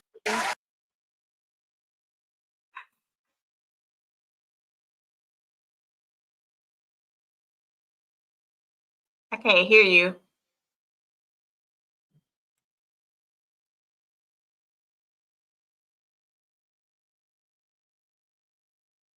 Mm-mm. Can you hear me now? Yes. Okay. Sorry about that. Sister Tammy, welcome to the podcast. Listen, y'all, if y'all ain't up on Tammy, the celebrity channeler, this sister be dropping a lot of information. You fearless with charm. You know what I'm saying? You got this charm about you, got this innocent about you, but you look a little deeper in her eyes. Y'all might be in trouble. But you had said something the other day. You was dropping something about TikTok, all right, and about retinol. And so you went in and you dived in. There's a couple of videos I really want you to tap into because you said something. I think the last video you did about this AI, you tapped into that, and that did something to me because it moved me in a way because when TikTok came back on live, it felt different for me, right? And I was like, this shit don't feel the same. Something about this a little different. And when you and I had always felt that they were scanning us, right? They would, especially when we use filters and shit, and I'm guilty of that. And I was like, I wonder what they're gonna be doing with this.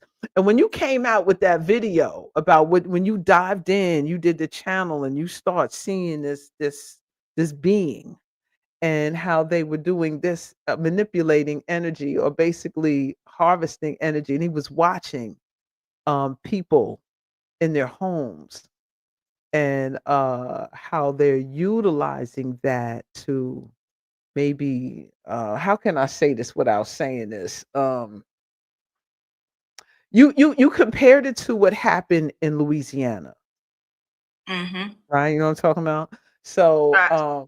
but before we dive into that, because I was dying to talk to you about this, and I'm gonna save it for the show. But before we get into that, tell the people who you are, a little background about yourself, and what you do, Miss Tammy the Voodoo Queen. Come on in here. Let the All people know right. what's up.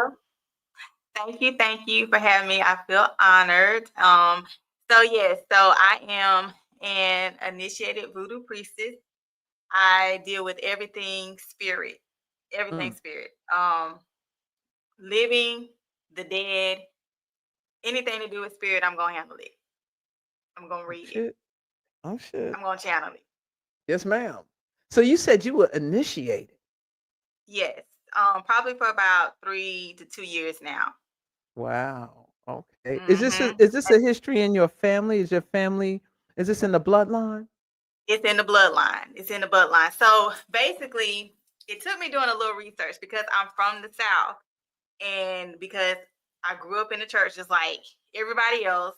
We were Right. taught we can't talk about this, we can't talk about that. Ever since I was a baby, I've had vision. My mother said I used to scare her. She used to have to stop what she was doing because she could tell I was really talking to somebody. So, Mhm. I remember growing up having bouts of crying because I'm like, um, don't be putting people in the ground. I would just come out of nowhere. Like, you ain't supposed to be burying nobody, that makes them sad. And my parents would be like, that's not true. You don't know nothing. I was like, no, that's you're wrong. That's not true. And I would have these episodes. So then as I got older, I started having visions. I Mm. started seeing. And plus, I'm around family who always talked about this, but yet they had one foot in the church, but they still Right. talked about it. Yeah. So I got like in middle school, that's when we finally got heavy in the church. And then that's when I was taught, don't nobody want to hear that. We don't do those type of things. You know what I'm saying? So even though it was still in me, I kind of was quiet about it. But this is when like my visions, my work in the spiritual realm amped up even more. But I had to keep it to Mm. myself. So, And I this is just why got you were young growing up? This is a child? a child. And again, I know it's in my family because we used to have like round table discussions. I used to sit down, Mhm. listen to them talking about, well, I seen such and so, and they talking about dead people, Right. So I'm Yeah. just taking it, Exactly. taking it all in. And my grandmother, who I take after a lot, she can actually see them, and it's only like a small, like 1/4 of people that can actually see spirits with their naked eye. A lot of us see with our third eye. Mm. Right. So, she can actually like see them. So, we having conversations and all that kind of stuff like that. And she told me, when I got older, she said I used to tell her when I was younger who I used to see, she, just tell me to be quiet. But she told me she was proud of me for taking this path because back in the day they would put you in an insane asylum. You know what I'm saying? Yes. If you Right. talked about these things were talked about in private. Right. So I remember 16 years old having this dream that followed me all the way up until I got into my late 30s, early 40s. And it was then when I realized what I was supposed to be doing. And like I said, I'm from the South. So I always equated it with hoodoo because I didn't know my research. When I thought about voodoo, we always think about, what they tell us in Hollywood. Right. And we know it's starting in West Africa and, you got to be Haitian, all that kind of stuff like that. Well, when I started doing my ancestral worship, they started having me do research and I started learning things. I said, hold up, I deal with more of the spirit, and voodoo means spirit. Mm. So even though my family does both, my spectrum is more so on the voodoo side. So, Okay. that's what I tapped into more. And, a lot of people have the misconception that someone has to initiate you. 9 times out of 10, you're self-initiated through the spirit. And I have Yeah. spoken to people that come from Africa, and everything is done through spirit. It's very rare that a person can initiate you. Right. Right. The spirit chooses you. Right, Right. exactly. And they Mhm. will train you up itself. Exactly. Yes, But mind I'm you, quite aware. when I learned about it, I had access to the loas when I started my journey at 11, 12 years old. That's when they started letting me go into the spiritual realm. But because I wasn't brought up in it, I didn't know I was in the church. I had to reteach myself everything, and everything started becoming clear to me. Wow. So the more I taught myself, the more that I understood my visions, the higher I elevated. It's a gift that was given to me to do in particular. Wow. So the more that I do my gift, the more I'm able to see, the more I'm able to do effortlessly. So when did you just decide to just jump in full time with this? I mean, as a child coming up with these gifts and not having anyone to express it to, they're suppressing it. But then at the same time, they're sitting around the table talking about it. Yep. And I'm sure that led to more curiosity for you to really tap into that. But as you got like older, what made you decide that, okay, I'm gonna do this is my gift and this is what I'm gonna pursue and I'm gonna just delve into immerse myself in this energy. So in 2013, that's when I realized I didn't know it at the time, but that was when I realized my spiritual awakening had came. And I was pregnant with my youngest daughter. And I've always had rough pregnancy, but this pregnancy right here just took me through the ringer spiritually and everything. And I took it as I need to get back in the church closer. I need to get closer with God. So I became director over the youth service, you know what I'm saying? And started going to the church more, but it was still something that just was not, fulfilling me. Resonate. It just wasn't fulfilling me. My boyfriend, who was my husband at the time, he had kind of went like far left and he was, listening to Bobby Hemming. He was getting into he never been a churchgoer anyway. So me, him bringing that stuff into the home, I'm like, oh my God, that's the devil attacking me. You know what I'm saying? Like, oh my God, I can't, you know what I'm saying? Like, Right, right, I'm in the church and they saying this right. and this and that. Witchcraft, honey. Yes. So so when you have a spiritual awakening, like we said, you go through things. The birth of a child can bring upon a spiritual awakening as well. So, I was going through so much at the time that, I just felt like that everything was going wrong because we was living together. We wasn't married. I was like, I'm still not finding what I need. He talking something different. So I just had to separate myself. Here I am with 4 kids, 1 a newborn, and I leave everything and go with my mom. You know what I'm saying? Yeah. And call myself starting over. Well, time goes by, that's not working out. So, we end up getting back together and, okay, we're good. But I'm still like, after I had my child, I'm having anxiety. I'm just, every day is a struggle. It wasn't postpartum, but it was just like, I was like, okay, but if I keep reading my Bible, if I keep, doing this, I'm going to be okay. One day I was getting ready for church. And at this time, I had a falling out with my home church. And so I decided to leave. So me and my grandmother were trying to find another church. And as we was going to churches, I just, I thought I had found one. And one day they just started falling on the ground, like, like they had the Holy Ghost. And I was just sitting there. And I was thinking, what the hell is this? You know what I'm saying? Like, it just went and sit around me. And me and my grandma looked at, she said, you ready to go? I said, let's go. Let's go. That was the end of that. So I'm like, okay, now I still got to, you falling on the ground. I'm like, that don't even look natural. And it's funny because when they got finished, the pastor, they're doing benediction. This church is full of people, big church. He stops, points dead at me, about to come my way. And that's when my grandma said, let's go. I didn't even let him get to me. We walked out. I don't care what nobody thought. I didn't care what nobody thought. Yes. He recognized you. Yes. That's what warlocks do, and they heavy in the church. Very. They the pastors. But exactly. Anyway, a lot of clients come from dealing with warlocks that I have in the church. I get that a lot. So back to square one, trying to find a church. So my mom invites me to my home church for friends and family day. So I'm getting me and the kids ready. And every time I try to get up, I just get weak. I just kept getting weak and weak and weak. I couldn't get up. Like, like my legs were shaking. Just I had this weakness. And I said, what's wrong? I'm trying to get ready. I would sit down, get up, sit down, get up. And then finally I just sat down and I just cried. I just cried and cried and cried. And that's when I realized, I said, I don't want to go. I don't want to go. I'm not doing this no Wow. more. Yeah, your soul was And crying. my husband, he was there for me. He understood what I was going through. And when I said that, it was like I had my strength back. Wow. Just like I had that. my, yeah, You just like broke that. you snapped out the spell. I snapped out of it. So then I started going through the angry stage because I started doing research. I'm like, they done told us all of this and this and this. So Now we I'm get going. pissed off and Yes, shit. I'm like, man, and I'm still thinking like, well, what am I supposed to do? So as I got away from it, I started doing ancestral veneration. Everybody always talked about my grandfather. I never met him. He died before my father was born. So I already had like a pull towards him. And just one day I said, I called upon him.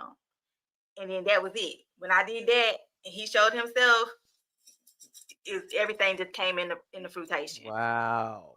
And I did a couple of years of that. And I always knew I wanted to help people with my gifts. And so I say in 2021, that's when I started my business and I decided to go full time and just dive all the way in, not knowing what I was going to get out of it. And plus, what pushed me to it is I got sick every time I was supposed to be doing something. I would get sick out of nowhere. Like, I'm a diabetic and I had my last child and I wasn't a diabetic. And then all of a sudden, I was such a diabetic where like they couldn't figure out why my numbers were never coming down. And that's when I had realized I didn't want to go to church anymore. And then I got better. Then the Wow. last time before I started my business, I got showered one day, legs were just numb. Couldn't feel my legs. Went to the emergency room, couldn't find nothing wrong, but they found that I was anemic. And when I started taking my iron pills and I decided to dive into it, I got better. Wow. Something was So it was like, draining you, sucking your blood, all kind of stuff, giving you sugar diabetes. yes. Shit. So it was like they wasn't letting me get away from it. And that's when I dove all the way in and I've been going ever since. Wow. Feeling better, huh? Feeling good, looking good, huh? Yes. That's what it listen. You know what? This when you face the fear of crossing over into your path and your power, it changes your whole life. It changes your whole life. So I was I was never initiated, even though I had high priestesses in in those religions or those how can I say paradigm schools of thought, voodoo, want mommy Wata want me to get initiated. I don't want anyone to have any spiritual power over me, right? I didn't want to get baptized, right? I didn't even want even when I was in church or going to school, I went to Catholic school from the 5th grade to the 12th grade. And we had to go to mass during school and all kinds of it just seemed weird to me, right? And I just never could really get into it. So like everyone else, as I got to be a young adult, my thing was getting into astrology. And, oh, that was that's devil work, this and that and the other. But I'm 17 in the cards, but I wasn't really in I was in the 52 deck cards at young. And I would just shuffle, shuffle, shuffle, flip cards, shuffle, shuffle, shuffle. And I was able to see patterns, right? I have a Mercury retrograde. So I can always see things clearly, especially during a retrograde, and I have a thing for patterns. So when I started looking at charts and looking at the connections and looking at the aspects, the charts will pop out at me, and I would able to read and make the connection. Then I started connecting them to everything else because astrology is so many layers to it, right? It's not just oh, like I'm a Cancer, I'm a this, I'm a that. It can go down to your body shape, your face, it can connect to your desires. It could connect to everything esoterically. If you want to connect it to the angelic realm, right? You can connect it to archangels, Laos, whatever it is, Orishas. You could connect them to all the planetary energies. So when I started tapping in like that, crystals, knowing what herbs resonate with this planet, what does this, and then making my own concoctions and creating my own sacred geometrical patterns with crystals and realizing that well, damn, I'm shifting things. Things are changing. And so now I'm looking at religion and I'm saying, ain't nothing shift when I was doing all the things you all were telling me to do. I felt in prison, right? I couldn't, I was suffocating, sick, right? Not looking, feel like something is feeding off of you, draining you. You know, you just drawn in and you constantly living in fear for hell, fire, and brimstone, right? Because you don't want to go to hell. But you in hell the whole time. You in hell the whole time. I'm gonna unmute your mics. Yaya, unmute your mic. Chhavi, mute your mic. So as you all step into yourself, your divine power, you start changing your life around. And then not only that, you're tapping and helping others change their lives as well. It's so empowering when you embrace your divine self.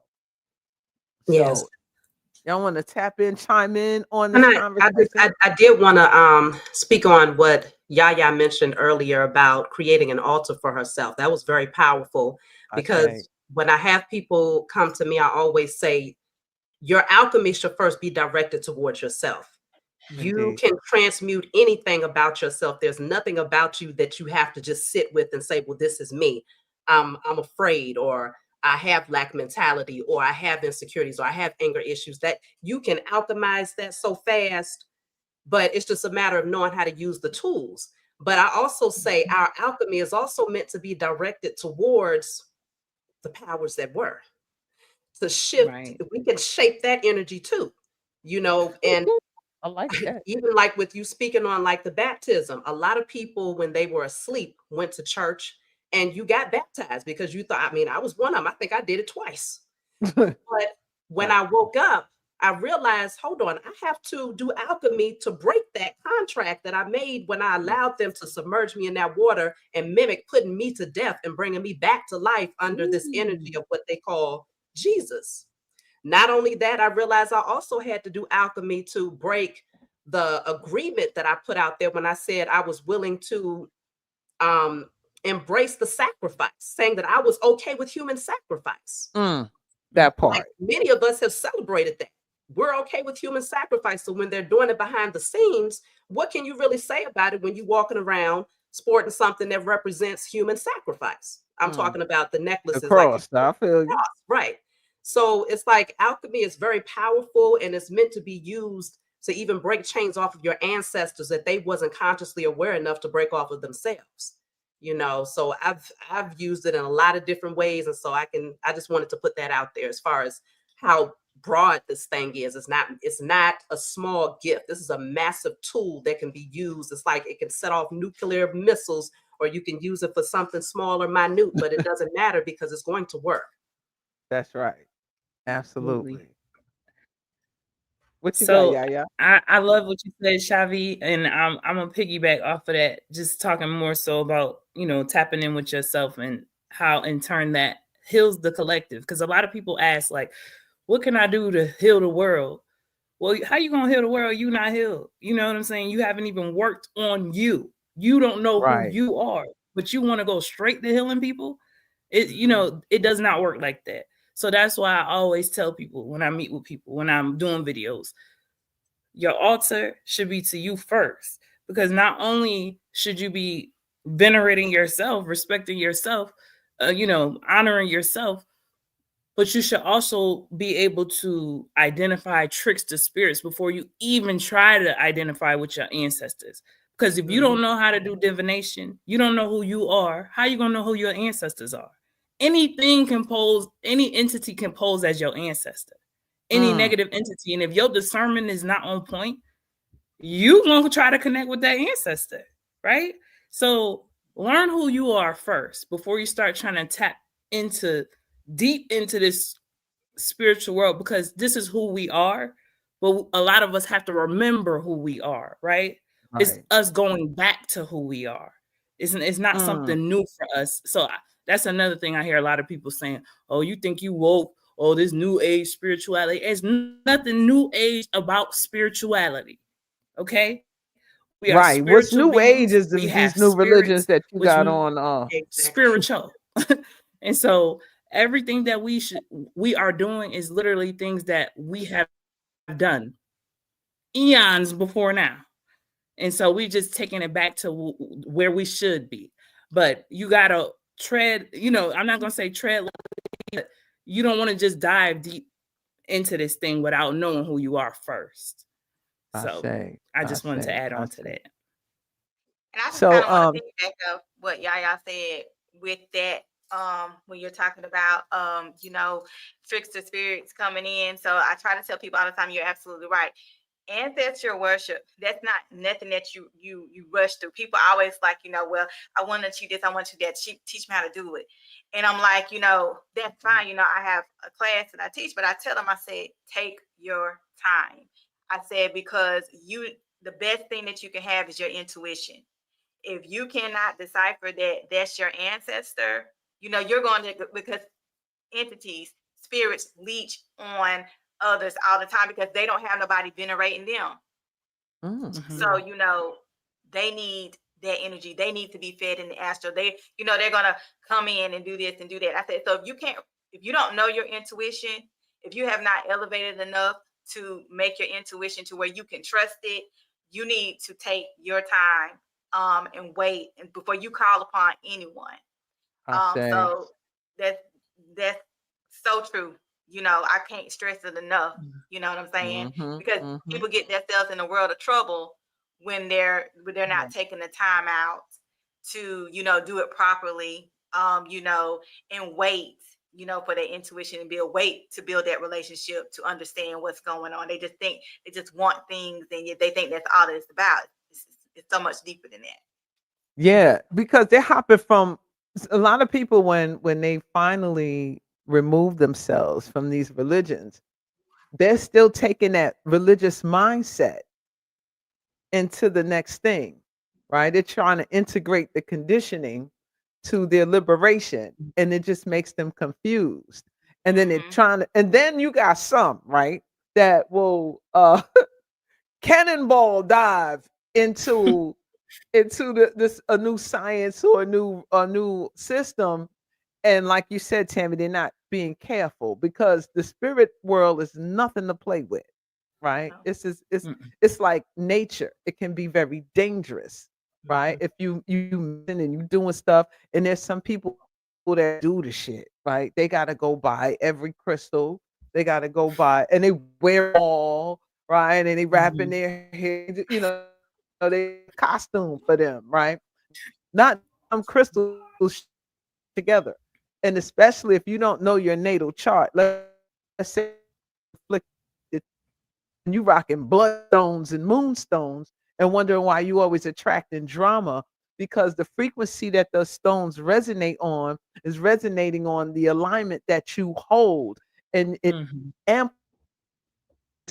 So now attracting this energy, and then you'll say this is of the devil, not knowing, because you don't know yourself, right? You don't know that you are walking, living, breathing planetary energy manifested here in the flesh, right? And you're carrying that frequency with you. And then everyone's talking crystals, and instead of you doing some homework about which crystal resonates with you, you go get all the crystals and you putting them on. And so what you're doing is activating all maybe the challenging aspects in you before you start healing from those aspects in you, learning yourself.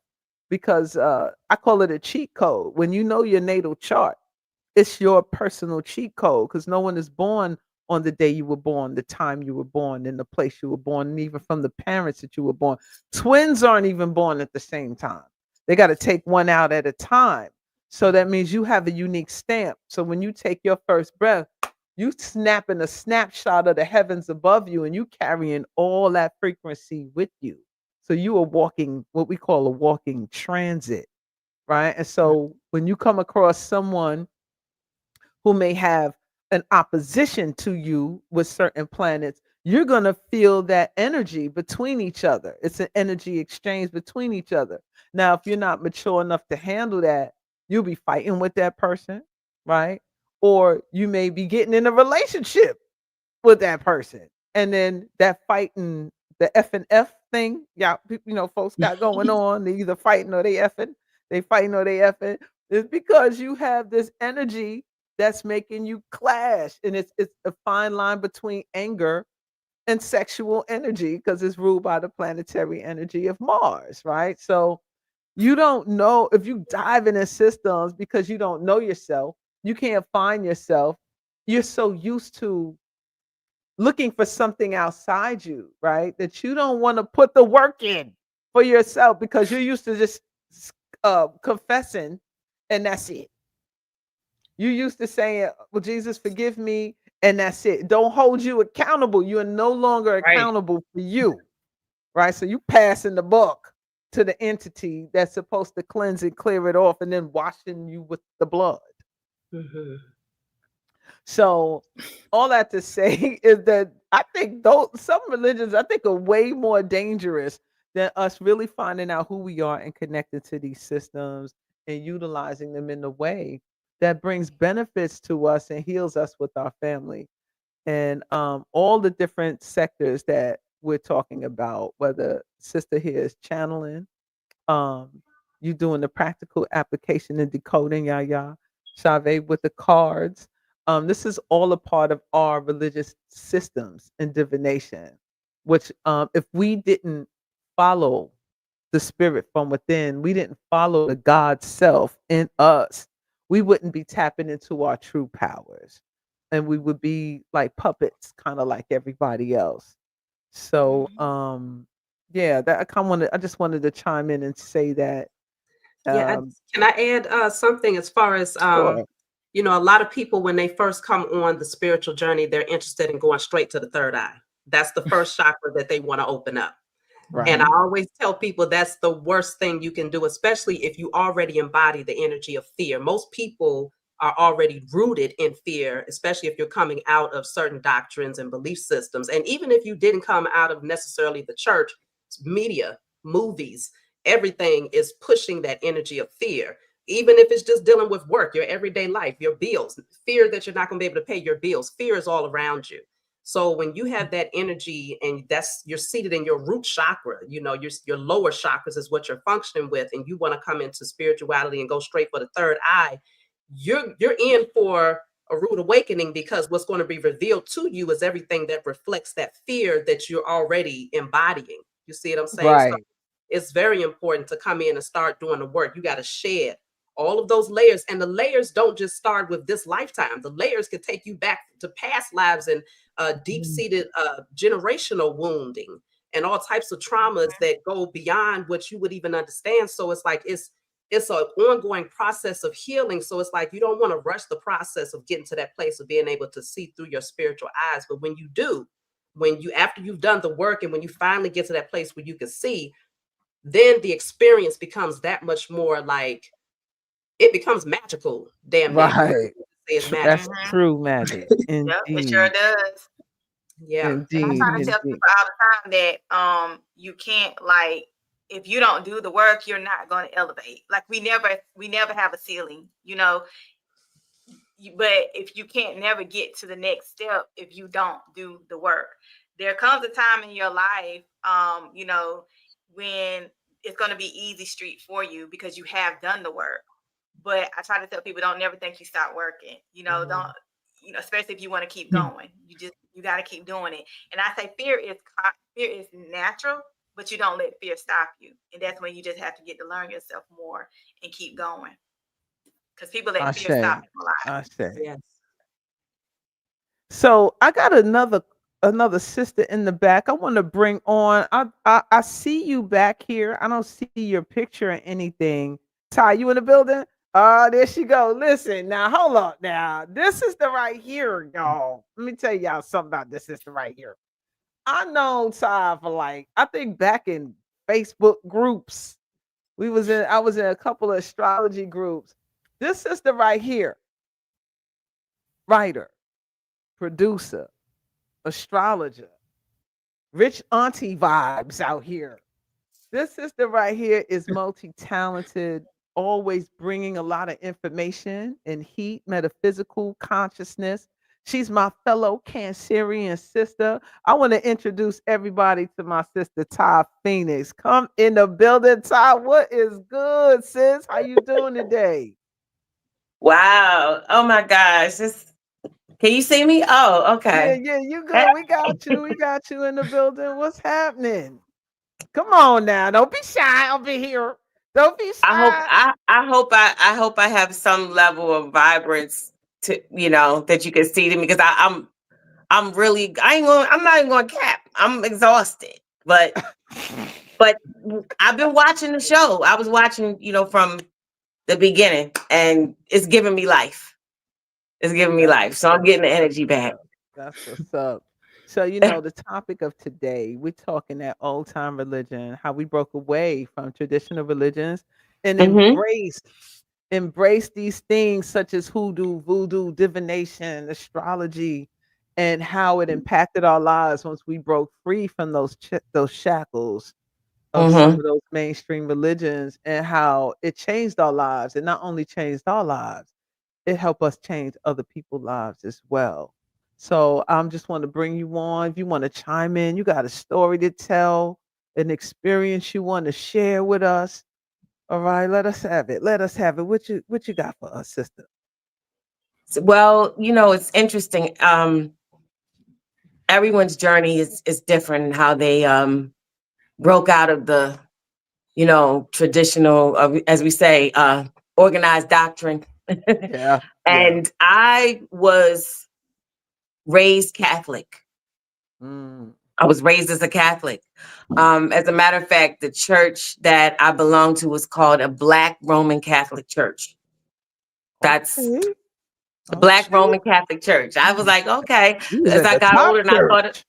yeah, like That's the when I head when I church. got older and I thought about that, I'm like, Black Roman Catholic. That's different. Mhm. And I went to Catholic school, so I wore uniforms. I'm talking about like from I listen. kindergarten through 12th grade. Well, ninth to 12th grade, I went to Episcopalian school. And Wow. Episcopalian sect of Christianity is like it's a more flexible. Actually, it's all from the same Christian Same conferences. thing. Like, Yeah. yeah, like Episcopalian, Lutheran, they all broke out of, the conference where they all broke out the different sects of Catholicism, really. Yeah. But so I say that to say that in terms of organized religious doctrine, that was a big part of the early portion of my life. I went to religious camp, so I memorized all the books of the Bible. We had to, and I remember at that, it was an overnight camp. So we got saved there. And I remember that was my first introduction with learning what being saved meant. And I just was so scared. I remember I ran out of the chapel. We would have chapel like every night. And I ran out of the chapel because I was thinking to myself, oh my God, my mom, my dad, everybody's not saved. When I learned about what being saved was, I Yeah. started getting scared because I was thinking about all the people that I loved in my life that weren't saved. And, Mm. just, I'm not Now going to now recant. you depressed. I'm like, oh my God, they not saved. The people I love is all gonna burn in hell. You Oh know my what I'm god. saying? Uh-huh. But Yeah. to just from overnight camp, Bible camp to Catholic school to completing all the sacraments, whether it was confession, communion, I did it all. You know what I'm saying? And to Right. think of how distant I am from that now, um, in terms of being a member of an organized religious group. Um, no, I don't belong to any particular organized religious group. And that middle period, because you said, how do you go from that to, talking about the chart, your birth charts Right. and and Right. but then really bridging the gap just from all the years of knowledge and experience, where I was the type to ask the preacher. I was the type to ask the Catholic priest questions Right. Yeah, about me too. the crucifixion and the resurrection. I'm asking questions, and he kind of looking at me like, "You asking too many questions." So Yeah, yeah, yeah. Go back over there and take your communion. exactly, And like he like, I can't even recite really this answer this. verse. Yeah, here. Go Yep. ahead. I'm sorry. Yeah, no, you right. So you can kind of imagine, like, you talking to a Catholic priest and you asking, some esoteric questions Right. in, this religious setting. So all of that to say, after years of awakening, like my former, like, I was married years ago. I haven't been married for years, but I was married years ago. I was married to someone who was a FOI, who was a member of the Nation of Islam. So we go from Catholicism to Islam. Islam, to moving away from all organized religion. I'm like I know it's like kind of like making like a fast No, food it's version of cool. everything. But now bridging the gap between the role that astrology even played in biblical studies, Mm. 12 apostles, you know what I'm saying? 12 houses in Well the done. zodiac. I Yeah, mean, yeah, yeah. The I'm correlation just of it all. Yep, Mhm. I'm just blessed. I feel like I'm just blessed at this point to have a mind and a spirit that's open enough to see the truth, Mm. or the different expressions of the truth, Right. and all the different avenues where that truth can reach me, and where I can make a connection to other people. I find, star in the crescent is Islam, but star in the crescent is sun and moon. That's Hello. Yeah, hello. you- Venus is in there too, if you look close. That's another stuff. I want you to be on another show. Like I was trying to save you. Like I was like, okay, Ty, I got plans for a lot of people. They just don't know yet. But I really want you to I want to dive deep in astrology. There's a couple other sisters that I know. And I'm like, I really want us to unpack this thing because this was a craft that we used, the ancient mothers used to align Mhm, temples with, and some of the brothers, the ancient brothers too, like Benjamin Banneker, master astrologer, aligned mhm, certain the Washington DC. If you ever looked at the design of Washington DC, right? I lived in DC for a little bit, and it's a diamond shape. It's a 10 square mile city. I know I'm preaching to the choir. I talk to you, right? But it's a no, I, 10 I I live in the DMV, so Oh, you do?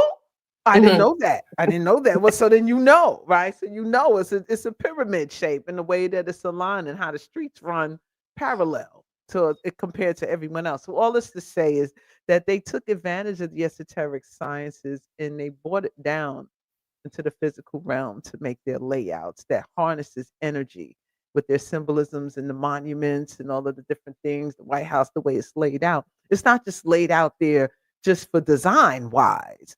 They're yeah. harnessing energy of ley lines by utilizing the power of astrology. So when these religions tell us that astrology is demonic, it's of the devil, but yet and still your forefathers constructed the layout of their major cities by utilizing this science. And you're supposed to be a Christian nation, even though we know that's all cap too, right? But all this, the hypocrisy of it, all of this to say, the things you say are demonic, you're utilizing to build your cities. You're utilizing to build structures, to harness energies along ley lines that are aligned to certain star systems. So when we tap into it, it's taboo, but those of us who have the courage to step out of the fear and into our power, then we can utilize the same energy to reflect or resonate on whatever it is that we're trying to make happen in our lives. And when I start tapping into astrology and really doing the deep dive and really Mhm. uncovering and then looking at the other systems and merging, doing things with most astrologers. Remember back in the day, there was a big thing about sidereal and tropical, right? It was like you sidereal, and there was this Yeah. thing. And I was like, you know what? I'm gonna merge the two. And when I started doing that, the magic happened, right? Then I understand Mm. sides of me that it was missing when just looking at the tropical. The tropical wasn't answering all my questions. And Mhm. when I started looking at the sidereal, it started answering a lot of questions that the tropical didn't answer. But I was like, But the tropical is still it's doing a lot for me too. So when I said I started doing alchemy with astrology, basically. All And I day, merged the astro system. alchemy. Hello, right? And it answered even in certain sciences that we do. I'm sure you ladies can attest. There's those who were in control, or the gatekeepers of it has their set of rules and regulations that they say that you must follow. But in your heart of hearts, you be like, nah, I want to do it this way. No, Yes. how could you want to customize it for you? And the gatekeepers of powers that be, they even want to put restrictions on the shit that they saying that we ain't supposed to do. So Yeah. this is it's a self journey. This is something self realization. This is something that you're gonna have to realize that you can empower yourselves and you can customize anything on this planet and tailor fit it for yourself to empower you. Go ahead, Shay. And you just used the term, you said it's astro alchemy. What I Yes, ma'am. find to be interesting about that is that I was talking to someone about this because I have a friend that reads natal charts. And I said to her one day, I said, I don't read natal charts. I'm not that well at doing it, at least consciously. I have never studied doing it to the point where Not I'm a yet. professional. But Mhm. I said, I can see myself utilizing this chart and putting in my house whatever I want in my house and removing from that house whatever I don't want from my house. And I was talking about doing alchemy in order to shift the energy. So I find it to be interesting that these things, they actually exist. It exists within us. We created these things, but they're already out there. But it's like you just come into remembrance and it's like, oh, so that's really a thing. You see what I'm saying? Mhm. It's just, but it's Yeah. in our DNA to know these things just naturally. And then you come out with a term for it. So I'm like, that's amazing that it even exists in that way. Can I respond to Sister Shavi, Shy? Absolutely. Okay. Um, yes, astro alchemy, that's like a concept that I guess that I just apply to the idea of you have a birth chart, like Sha was saying, when you took your first breath, that snapshot of where the planets were placed at the time, that is the chart that is a visual depiction of your destiny, your challenges, your talents, your lessons, your proclivity to meet certain people, the places you're supposed to travel. Everything can be reflected and is reflected in that chart. This conversation we're having right now can be pointed out in all of our charts, like, which I will be very transparent and say that the deeper I've gotten into my understanding of astrology and its relationship to alchemy, it makes me question the extent of free will. I mean, if you're walking down the street and you see a $20 bill on the ground, did you choose to be on that street at that time and encounter that money? Did you put that money there? No. Like, you know what I'm saying? Like, That's you have deep. a cousin named John and a cousin named Will, and you bump into John and Will both at the corner of John Street and Will Avenue. Like, and you all run into like synchronicities. Synchronicity. I'm So not going to say that I don't. are you leaning more to this is designed as opposed to I'm the more that I have become very immersed in my understanding of astrology, and what I have seen, I think you make a choice, but then I think you don't. Like, I think that's you a real don't. You Libra. really That's a don't. Libra-ish kind of answer there, though. Okay. Can I say something about that? Go ahead, sis. Go ahead, Tam. About that. Okay. So I love astrology, natal charts, but that's not my thing. But from the way y'all are talking, I kind of equate it to where I help people with their Akashic records. And I feel like that you do have a choice, because a lot of times when I'm looking into the future, I can see where someone is supposed to be, but they're not doing their steps to get there, so they can't see it. So to them, it seems like it's impossible. But like you said, when you put in that alchemy, like everything that I'm doing right now, I said I wanted to do this. and I'm Mm-hmm. doing it. Wow. So people have to. So when I look in the future, someone's Akashic record, you do have a choice. But are you doing yourself? And then we have to go through the steps of, okay, well, you need to let this go. You need to do this when I'm doing their readings. And then they can be like, oh, okay. Because they'll always say when I mention something that they're supposed to be doing, well, I thought about that because you're supposed, it's in your record. Wow. So let me Your ask you, chart. let me ask you, Tammy. So do you think that we all have a destiny, but at the end of the day, it's up to you to choose whether you fulfill it or not? Yes. So I always tell people nothing's going to go right until you step into your destiny. When you step into your destiny, it has to align. But Mm, if you don't step into your destiny, meaning like you're not paying attention to the signs, you're not doing what you're supposed to do to get there. You know you're supposed to be doing X, Y, Z. You can't even get a schedule together for the day. How you know what I'm saying? How are you going to get to where you need to be? wow. So So Ty, let me you can choose that. let me ask you this. Do you think that, let's say, you have a destiny, Mm-hmm. and do you think, like, if you make certain choices, eventually you're gonna get there anyway? Right? You're gonna are you is it something that's going to cause like synchronicity to realign you back? Let's say if you veer off, right? One day Mm-hmm. you're supposed to meet up here and this and that, like your soul contract may have you here, but you don't get there. Something either detours you, you change your mind, you don't the free will of you not going there, you want to go over here, but eventually, do you think you'll catch up to your destiny anyway, or do you think, like what Tammy says, that you have a choice because you may have changed your mind and you didn't take action to embark upon that?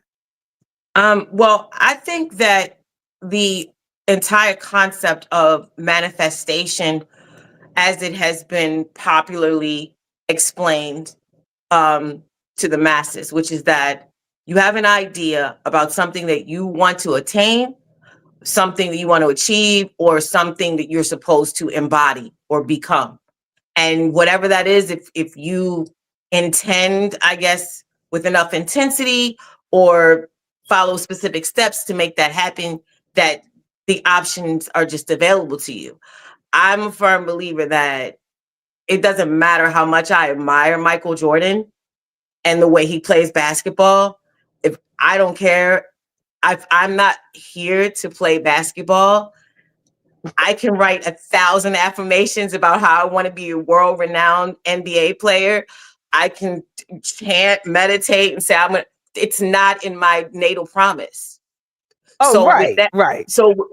but I think people are very They're like they're misconstrued about that idea of what you can manifest in terms of just what's available to you and what you have Right. the ability to Yeah. control.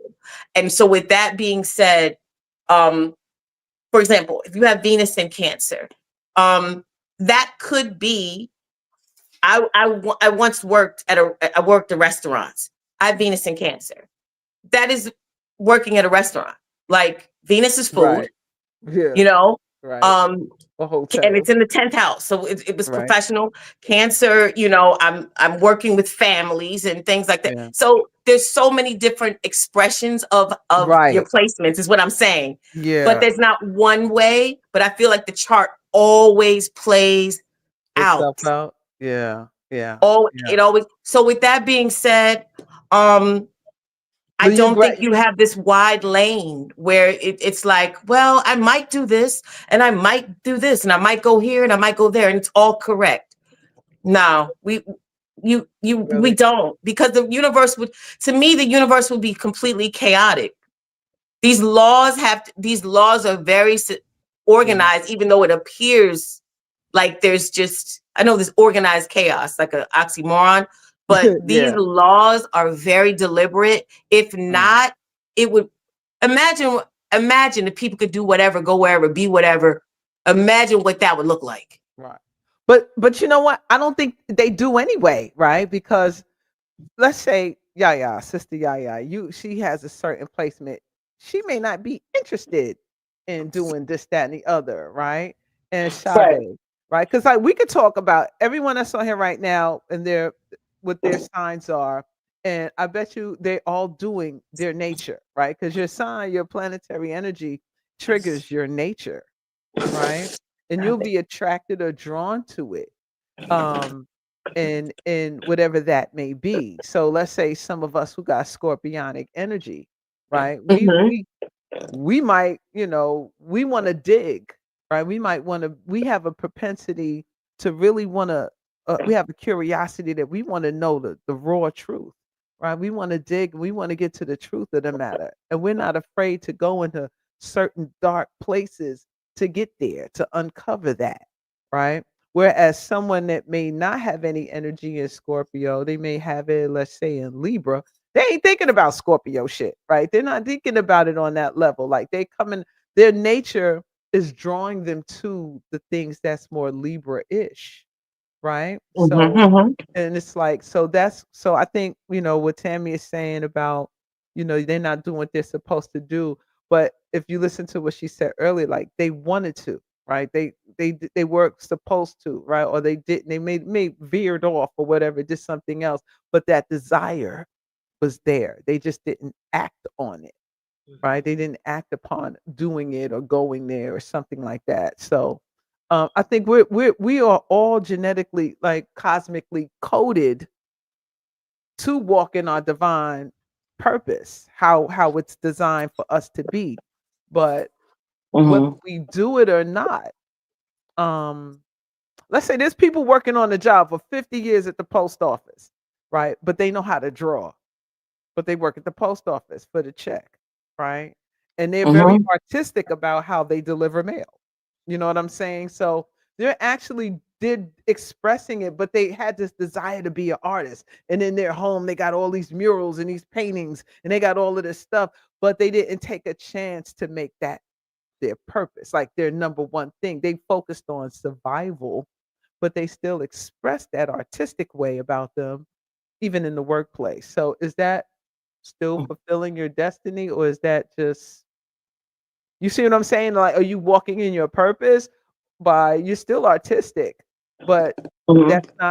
that's not how you make your living or whatever. That's not your world, or that's not what you're doing.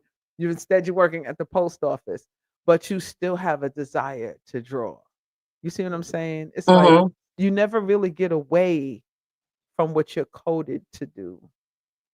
So I feel like your destiny is your wheel of fortune, where you're going to get your money, your fulfillment in every sense of the matter.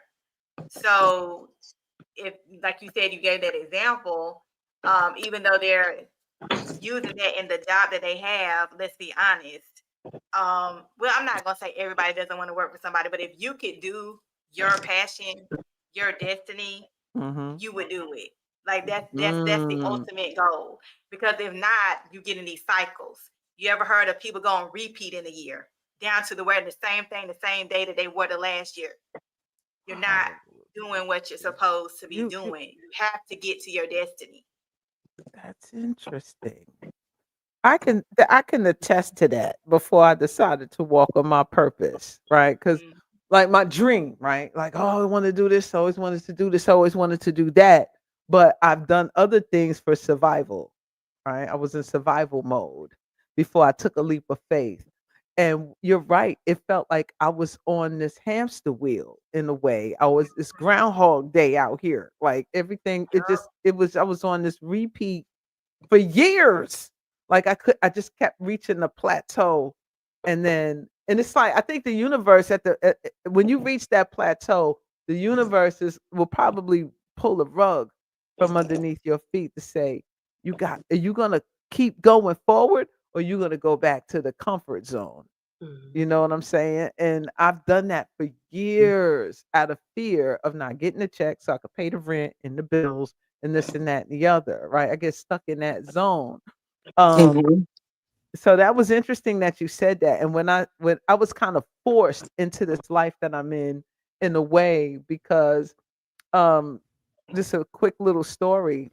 I was in Atlanta for about 5 years before the whole MahMah Tea thing, right? And I reached the plateau, and I told you a little bit about it, Chave. I was like, what's this? What we finna do? And then I had to go through a different series of things to cleanse myself. And then the channeling started coming through.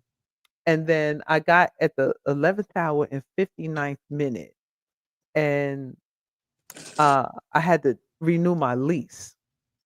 And all along, I kept hearing the spirit, my inner voice say, don't renew that lease. Don't renew that lease.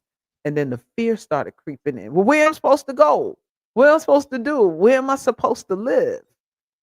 Now, Ty, the tightest song of what you're saying about destiny, and it's like you don't have a choice. Like this is a true story. This is actually about 2 years ago. So I get cold feet. So I go ahead and tell the people, all right, I'm not gonna renew my lease. I'm gonna move out. About 2, 3 weeks later, I changed my mind. Cold feet. And I was like, I changed my mind. I want to keep my apartment. They were like, oh, we already shit. That's gone. We already rented that out. Now I'm terrified, right? I have to move out.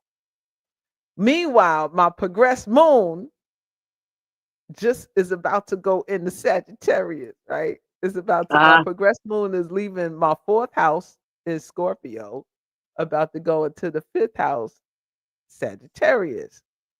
And I'm terrified because I'm a Cancer, number one. And so you know how we like the crib, right? We like being at the house. And my moon in the fourth house anyway. So I was like, what is this? No, but the progress moon was forcing me. I had to leave the home. And so not only did I leave the home, I left the state. And then when I left the state, as soon as the progressed moon crossed over in the Sag, I left the country. Hmm.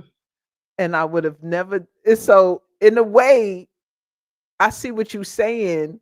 You know what I'm saying? Like things happen to push you into your destiny, right? And some people, Mhm. I don't know, maybe they have choices, maybe they don't. But in that case, for me, them choices was removed.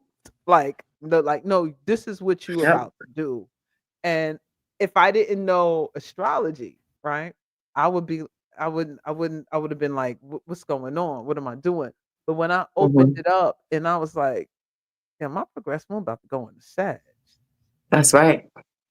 And Sag means foreign places. It means travel. And the And moon it's means where you live. in the movie where I live, right? And in the fifth house means like it's supposed to be fun, right? I'm supposed to enjoy the shit. But that 29 degrees Scorpio was not fun, right? So Scorpio is transformation, right? It's when you have to face a death, right? There's something that has to die in order for something to be reborn. And what had to die for me was the fear of leaving the home, right? Fear of leaving the home state or the hometown or whatever it was I considered my comfort zone, right? And I had to face that fear head on as I drove across the border. And I was like, damn, I'm like in Mexico right now. Like, this is crazy. And it was that as soon as it crossed over, I couldn't have planned it any better. Like, I didn't even plan it. It just, I walked into it. So Mhm. I see what you're saying in regards to um both of y'all. I see what y'all saying because my choice is to stay because I wanted to stay. I did, and I was looking for apartments and everything, but everything was just the roads was closing. Right, I was supposed to move on. I had to Mhm. get out of there. Mhm. So I understand about when things shift through through unexpected events, it triggers you to walk in your power because I wouldn't have experienced the things that I've experienced. And for the past year, I wouldn't have known none of this stuff. I wouldn't have met probably any of you that are on the panel besides Ty. I knew Ty for a minute, but just when you let go, I guess for me, I had to let go of the controlling Cancerian grip, right? That tenaciousness, the stubbornness, the thing that we have. The hardest thing for me, Kansas, is to do is to release. And when I finally Mhm. released that energy and walked into the Sagittarian, my moon's still in Sagittarius. I walked into that it was liberating. It was freedom. I really felt freedom for the first time in my life. So yeah, both of y'all right. Shit, Hey, like both of Sha, y'all right. here's Yes, the ma'am. thing. Even if you didn't know your natal chart, you didn't look at your progress chart, Right. that still would have been an event What happened? Yeah. that happened. It's not like, oh, well, it only happened because you know how to read progress N- charts. No, But it was destined. it was so what I'm saying when I say that, Right. to make that point, I'm saying to everyone, even in the chat, Right. if you never read a chart, if you never have anyone else read your chart, there are events that are going to happen. It's just the astrology helped you interpret it. Progressed moon moving into Sagittarius means that my home will now be in a foreign land, a distant place.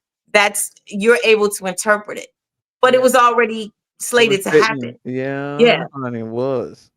I'm wondering And what's another next. thing people need to realize too is that when they're seeing synchronicities like the numbers, that's tied into as well. These numbers that you're seeing with your natal chart, the numbers are real life solutions to your problems. And that alone, if you can interpret it and you pay attention to the patterns, you can also get to your destiny. To me, numbers are more important than dreams. They're specifically for you. The vibrations. Yes. That's a fact. And they're going to get you where you need to go as well. I tell people, even if Ty was saying, if you don't know your chart, people have to start paying attention to their intuition patterns that you see going on. You have to, even if you don't know, you have to take the time to sit down and dissect things. Right. And again, it goes back to learning yourself and your intuition. So, I say. Yeah, you the numbers lady. Okay. Yeah, you still there? I was just gonna say, yeah, can y'all hear me? Yeah, you're live. Go ahead. You the numbers lady. You be breaking Can y'all down hear those me? numbers. I think the it's frequency. frozen. No, you good. Can y'all hear me? Yes. Can you hear me? Yes, we can hear you. Okay. Yeah, we can hear you, Yaya. Go ahead. Yeah.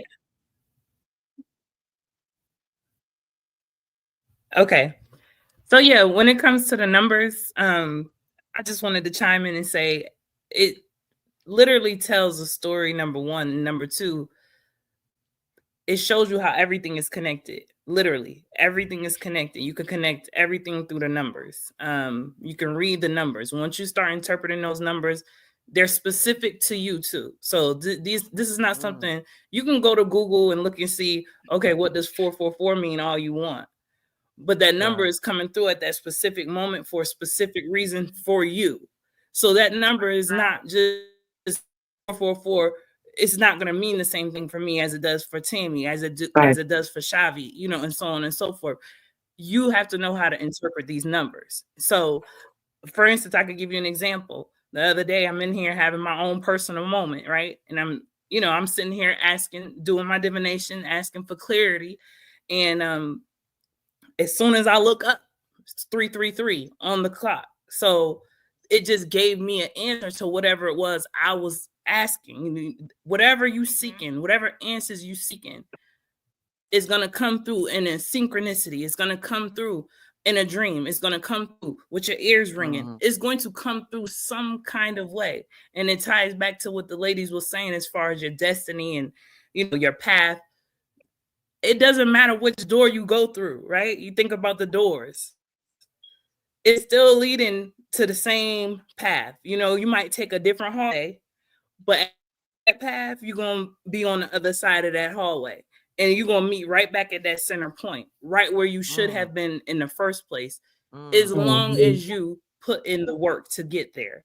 So a lot of people, when you feel like your life is in shambles, when your life is not going right, it's because spirit gave you specific instructions, directions, where you're supposed to be going in your life, and you didn't follow that. So now it feels like your world has turned upside down completely. And it hasn't. Right. It's just that you strayed away from what spirit had for you. And so now spirit's gonna tap you on your behind and say, listen, I Told told you to your go this ass. way. Yup. You want They to sure go that will. way, and that's cool. Yeah. And now you Mhm. going to Yeah, I got And my ass I beat a wanted few to times. Yeah. piggyback off of So numbers are everything. Numbers. uh-oh. Go ahead. I'm sorry. Go ahead. I think there's a Oh, delay. Oh no, you're good. oh. It's just a little delayed. Go ahead, Chhavi. No, finish what you were saying. I want to hear you saying numbers.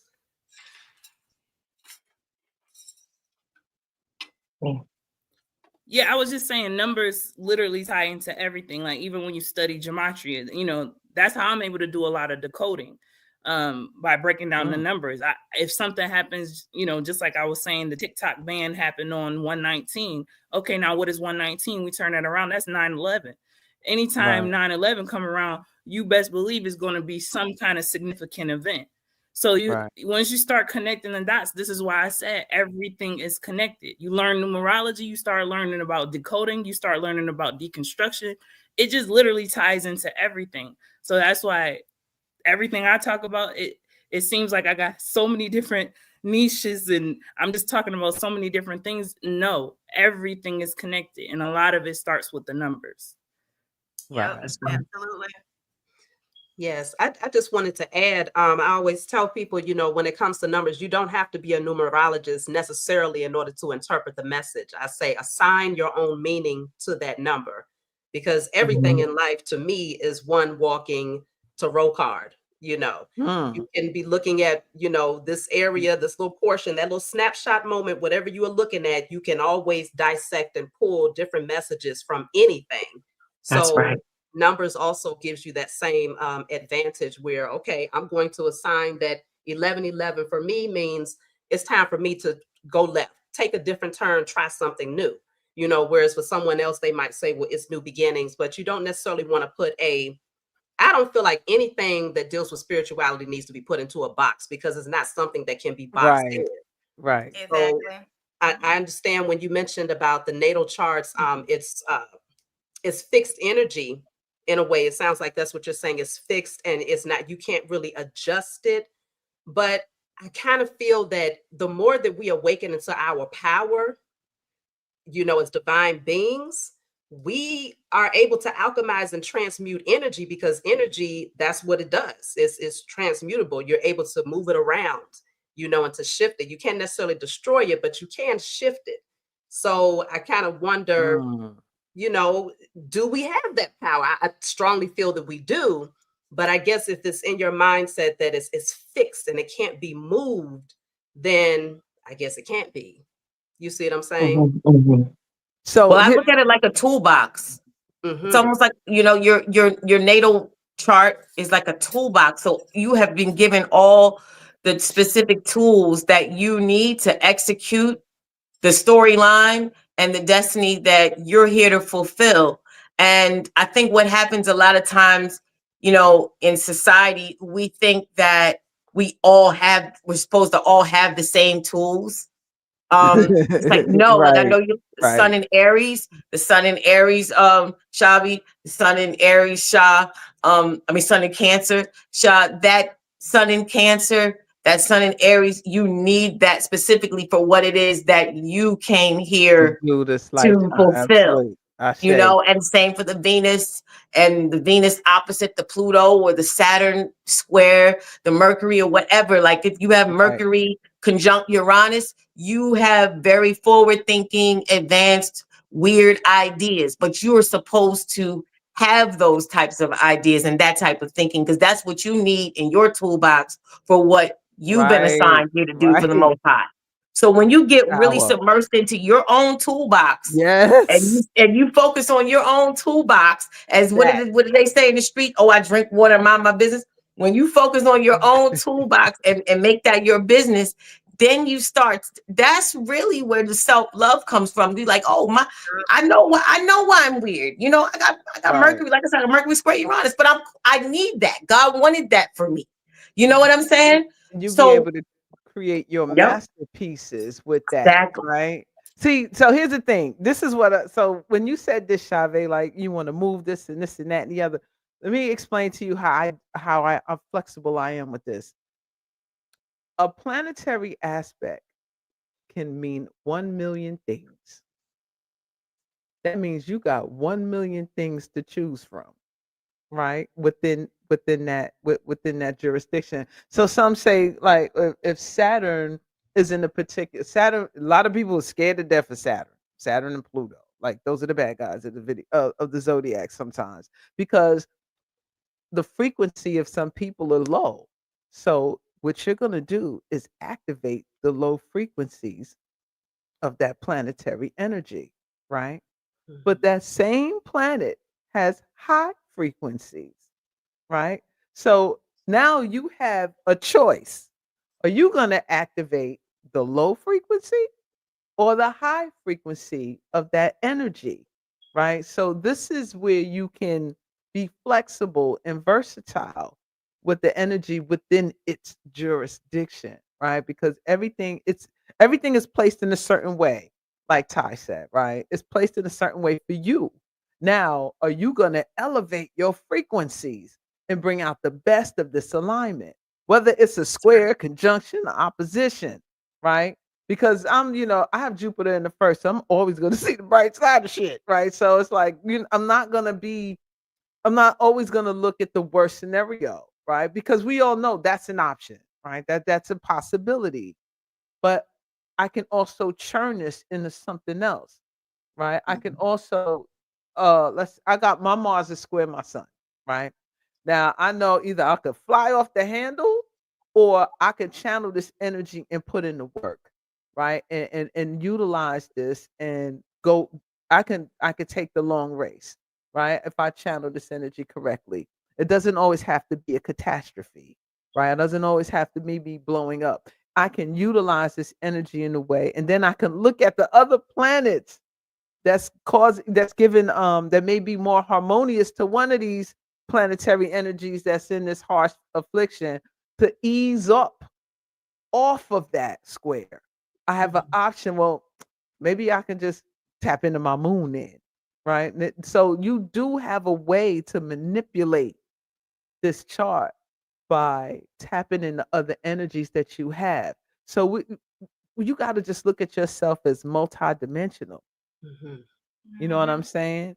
And you can, even though this may be placed like this, you know how many things you could make with oranges? So when they say you got apples, not oranges, right? You know how many things you could make with apples? You know what I'm saying? So you just got to get creative on what you can do and just be like, I'm stuck with this apple. Honey, you can make apple juice, you can make apple pie, you can make Yes. apple foam, like whatever. It's just you got to understand there's a million things you can do with that one thing. So now you just have to change your mind to think that way instead of thinking, "Oh, I'm just stuck with this." Some people would or now this is the hack. You have this and somebody got that. And together, when you come together with this chart and create synastry, you can create what we call like super linkages, super aspects, where the two of you connect in a way that you create a whole different energy that you wouldn't be able to attain by yourself, that you can attain with them.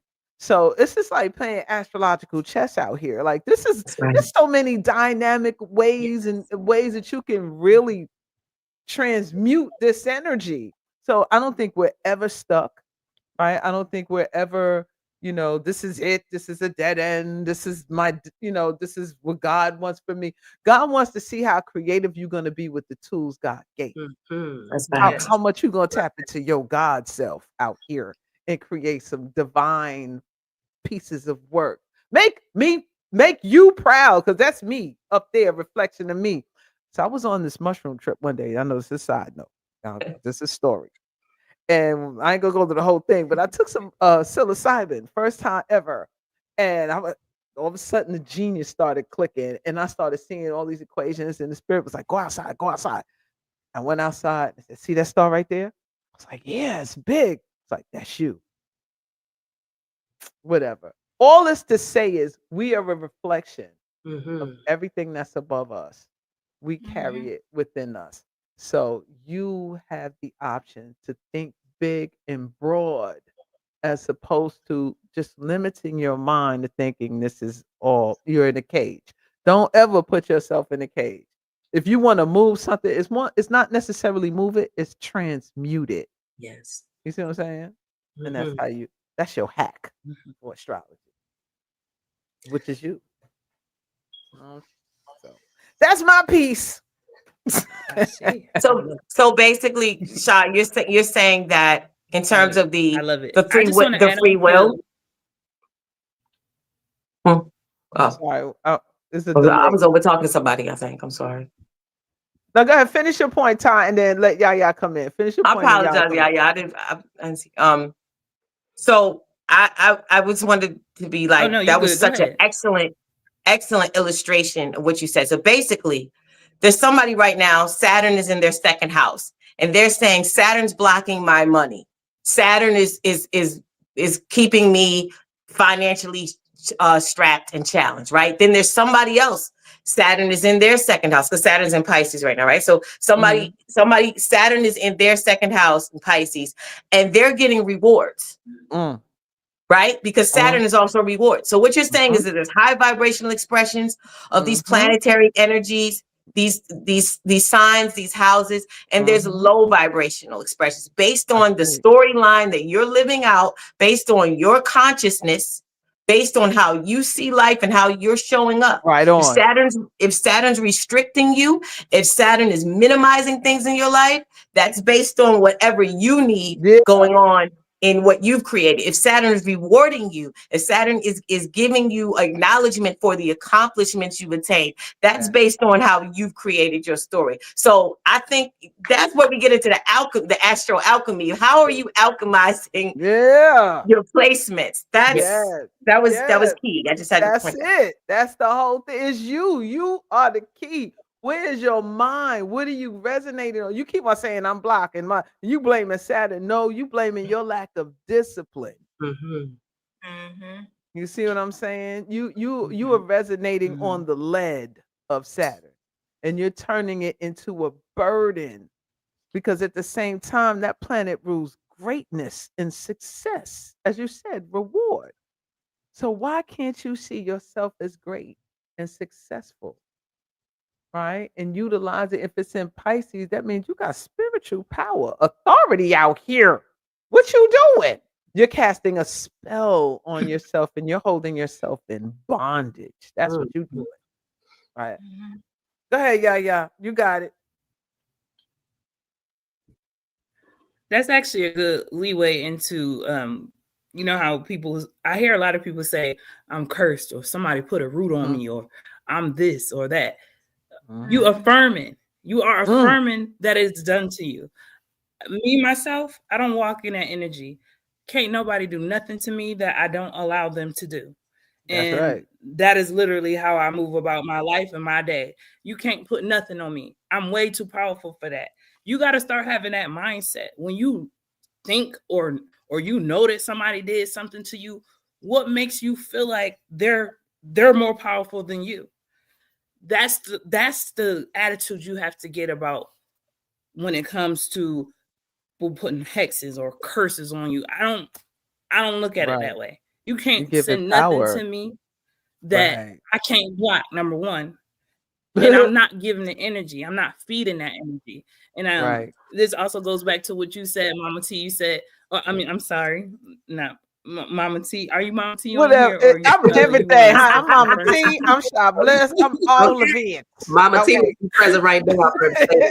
She coming and out wherever. Go ahead. I'm sorry. But you said, we're reflections, as above, so below. But we also got to understand that y'all are reflections. We all are reflections. Yeah, you are a mirror to me, right? And so this is why I tell people, you can't ever look down, or you shouldn't ever look down on other people, because they're literally a mirror for where you were. You may have ascended past that, but that was literally you at one time. So when you start looking at things differently, everything is perspective. Everything is in your mind. You created everything. Everything is you. And it wasn't really like, when I really got that was when I, did psychedelics. And it was literally like, I know it was me speaking, but it didn't feel like me speaking. And it was just like coming out fast. And it was like, I created everything. Everything is me. I am everything. It was like literally like talking like that. And I'm like, when I came out of the experience, and I'm like, I really did create everything. Everything that I felt like was a hardship, everything that I felt like, you know, when my world was crumbling down, it was because that was the mindset that I was in. Right. You know? So everything it starts with you. Everything. Everything. Sure do. And I wanted to talk about, I'm sorry. Go ahead, sis. So Yaya was talking about the hexes and the curses. So I get so many people, do I got a curse on me? Do I got a hex on me? You will never believe, 9 times out of 10, you are standing in your own way. So when I channel and when I look into whether I'm doing a mediumship channel, which is really deep, or I'm just doing an intuitive reading, I'll go back. What I see is that now attachments are real, but that's a different story. But when it comes to hexes and curses, I see a lot of things that's in the root chakra, which contains your family, your past, and you know, generational curses. I'm like, well, you know, this, I see that this happened in your family. I see that you haven't release that, or you know, you're standing up. Well, if you want this, why are you doing this? You know, it's you contradicting ourselves. Yeah, nobody's put anything, and you know, they're so quick to say, well, you know, I know they doing something on me. The way you overcome that, your vibration has to be higher than theirs. Okay. Oh, yeah. Yes. You can always overcome if you have a high vibration, whether we need to get you some crystals to help you get there or what. But you know, a lot of times you're rooting yourself in things that you can actually change. You can, whether it's a generational curse, you know, get the help that you need. But you know, it's rare. I tell people all the time, it's rare that somebody has put a curse or a hex on you. Now I've seen it, but it's very rare. And most of the time you've just allowed yourself to get on that person's vibration and to let them affect you. And you need to elevate. But people have a hard time seeing that because, again, it all goes back to doing the work. Right. Doing the work. They want quick fixes. They don't. That's what religions do. Religions make you lazy. Oh yeah. Exactly. And I tell people all the time, it's better to experience and explain, because when you do the work, you come out better on the other side, and you're going to appreciate it, and you're going to keep going. You're going to love yourself. It's all about self-care and self-love. I say. I say, I wanted to say, you know, spiritual warfare, it is very real, though. It's not something that's a fallacy. It's very real. And it is largely targeted towards specific people who have assignments that can awaken many. See what I'm saying? So even with everybody in the chat today, I wouldn't doubt that there was some people that was sending an evil eye in your direction, even if it wasn't people that you knew personally. When we're talking about a system that has a specific agenda, they have the tools of divination. They have the tools of sorcery. They know how to do it all because they took it directly from us, but they perverted it and used it to put us to sleep. So there's always something over you that needs to be cleared, but you don't always want to assume that it's your sister or that it was your brother or your ex-lover. They could very well be sending you negative energy and putting dirt out there on your energy. But I always tell people the only way that it can penetrate is if there's something within you that it actually can attach itself to, just like what you just said. So you do have to have something going on in those lower chakras to actually attract it and give it power. And I always tell people the idea when you keep saying somebody is doing this, you are actually speaking power into whatever they do, if they are in fact doing it. So I say, hey, call judgment upon all of your enemies, known and unknown. Just put it out there. Go ahead. The word, honey, the power of the word. Absolutely. Put it out there, and then it's going to hit wherever it needs to land. Bam. Just like that. I always say the universe is going to give you what you deserve. And sometimes the obstructions, or the blockages or the issues in your life, sometimes it could be other people thinking negatively, projecting onto you, but sometimes it's also your own inability to shift somewhere. And your own. I felt like there's somebody in the chat that I don't know why. I feel like there's somebody in the chat that needs to hear this. Go and tell them. You are, Yes. it's not so much somebody standing in your way or somebody placing an obstruction to prevent you from reaching a particular goal. It's something that you're not releasing, and it's something you're not evolving beyond. It's something that you're not transcending. That could be, I don't know, it could be a boyfriend that you should have been over. It could be a habit that you should have long outgrown. It could be, I don't know. You know your story? I don't, but it's not somebody's keeping me from this. Somebody's thinking this about me. People are always thinking things about, everyone has opinions. Everyone has feelings. And not all of us are vibrating from the highest spaces. So there's always somebody who doesn't feel like you should accomplish something, or feels like you're in the way of them accomplishing something, whatever. But that's because, you know what I mean? That's because they're not evolved. But when you shift, when you shift, when you release, when you shed, when you elevate your thinking, it's almost like a duck on a water on a duck's back. It's not going to be able to touch you. It doesn't touch I don't you. know if I articulated that well, but you very well. Yes, we get you. We hear you. You're saying it. I mean, because frequency, wherever you are resonating on, that's what you're going to match. That's what's going to connect. So if someone has that envious, you're going to get jealousy. You're going to get, is the more successful you become, the more that comes with it, right? But you and it's to distract you. So you're gonna have to just be in a position where you're gonna rise so high. And I know that sounds real cliche, right? Oh, just rise above it, and this and that and the other. But there's something to that, because when you raise your frequency, you're actually shifting dimensions. And when you shift dimensions, you're changing timelines. And so now you're about to travel, embark upon a whole nother realm that they don't even exist on. So no, whatever they're doing, and you're in another realm, it's just boomeranging back to them at the end of the day, right? So once we start elevating that mind, because once you do this, that means you turn your eyes, your focus, from your goal.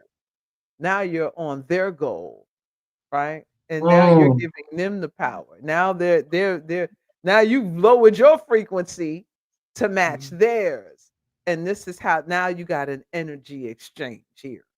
Right. Now this is how that parasitic energy now begins to feed off of you, because you turned around and made it a plate. You know what I'm saying? So we have more power than we really realize, and it's control, discipline. Shout out to Saturn. Shout out to Saturn. That's Saturn and energy. It's like you got to step into your greatness, and it only works through going through them rings, going through those rings, those karmic rings. Shout out to Chhavi with the karmic readings, right? Shout out to Yaya with breaking down and decoding the numbers. Shout out to Tammy for being able to tap into the different dimensional planes and channel these energies and see what's really going on.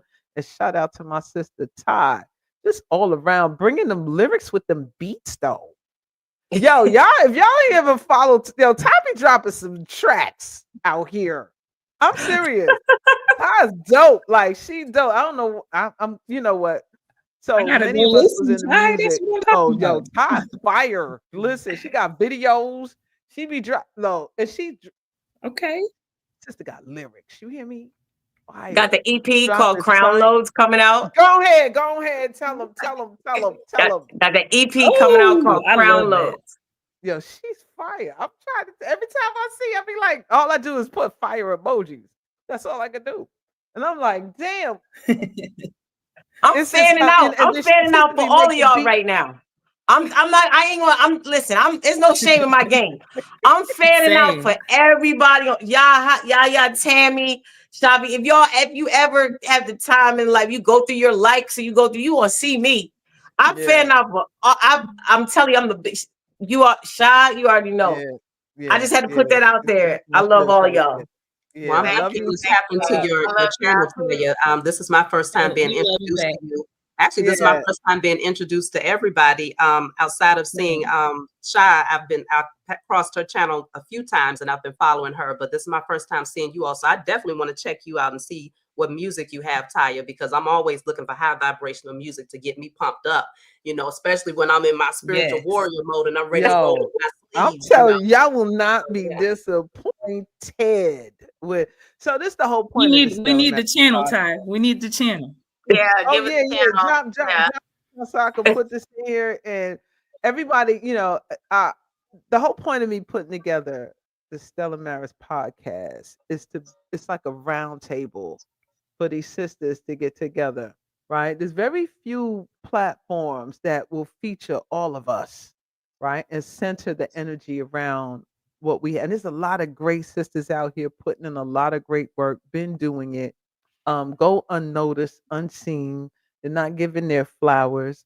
And we've been holding it down for a very long time. And sometimes you got to go out here and just build your own, right? You got to build your own platform. And this is the time for divine feminine energy to really, really start balancing out these scales, because we haven't been the center of this movement, right? We've been kind of the sidekicks, or it's a patriarchal movement. You all know how it is and how they see us. You got to look a certain kind of way. You got to be a certain kind of way for them to just glance at you.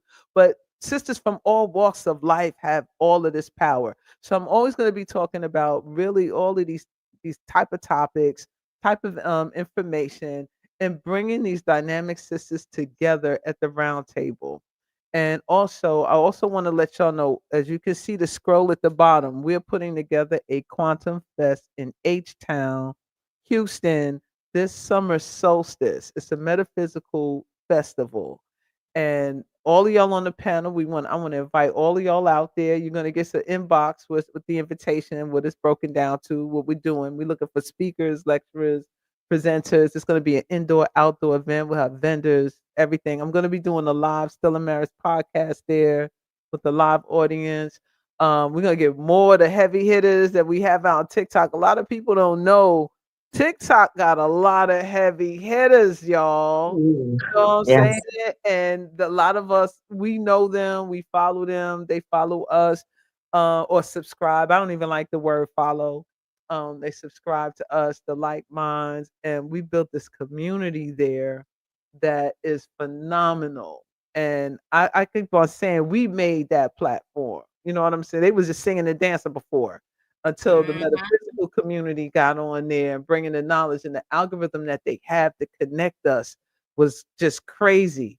So it's a little different now, we can tell, but it doesn't mean we still can't connect and take this thing to the people on a broader scale, right? And that's kind of what I want to do. I want to bring this to a broad scale. I want us to go and really put together these festivals with showcasing this type of talent that you see here today, y'all. So once again, I want to thank everybody for joining me on this podcast.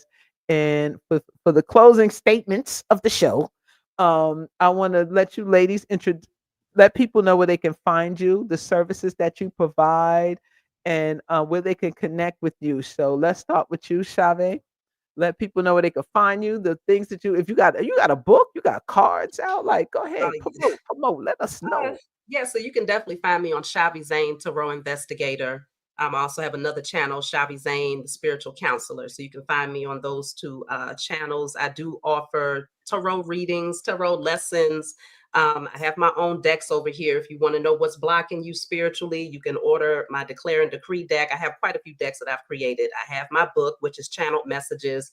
I have miniature altars. I do a few things. So do you have a website? Because I want to put it up. I'm working on it.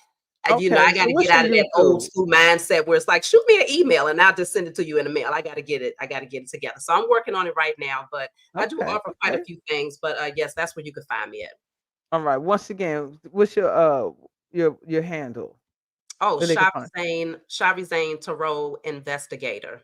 Chhavi Zaine Tarot Investigator. Y'all make sure y'all go follow Sister Chhavi. She was phenomenal. Like this, I found the sister a couple years ago. I told you, and I was hooked ever since then. And she'd be on point with her reading. So I highly, highly recommend the sister for your services. All right. Thank And you for next up, having me. Sister Yaya, come on now. I know you got a lot going on yourself. Tell people where they can find you, connect with you, and the services that you provide.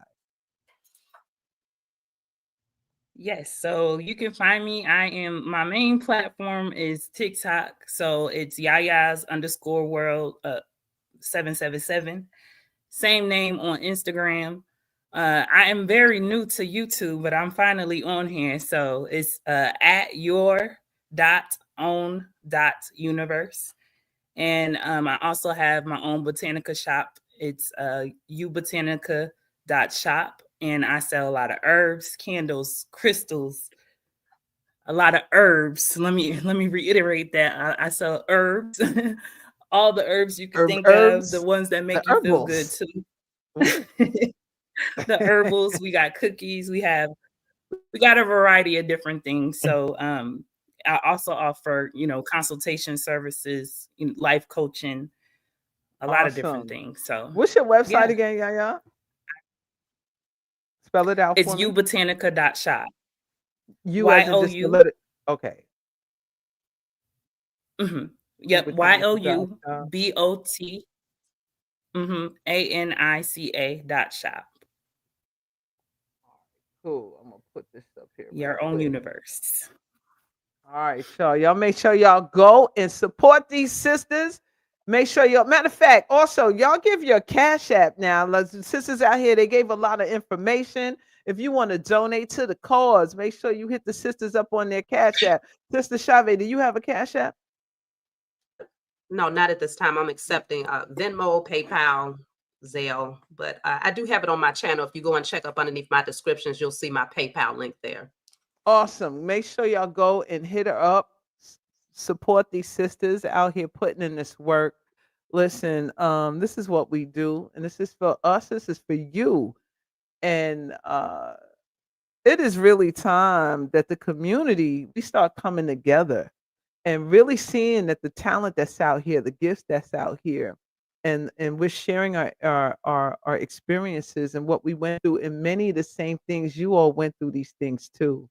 So if you find that you're resonating with one of these sisters up here, connect with them, vibe with them, support them in their businesses because at the end of the day, we're here to help everybody. And as we reach one, we teach one, and this is how we can help change the community one at a time. All right. And Sister Tammy, let us know where we could find you, the services that you provide, and your website if you have any. Yeah, sure. So my biggest platform is on TikTok. It's going to be Tammy the Voodoo Queen, VODOU Queen.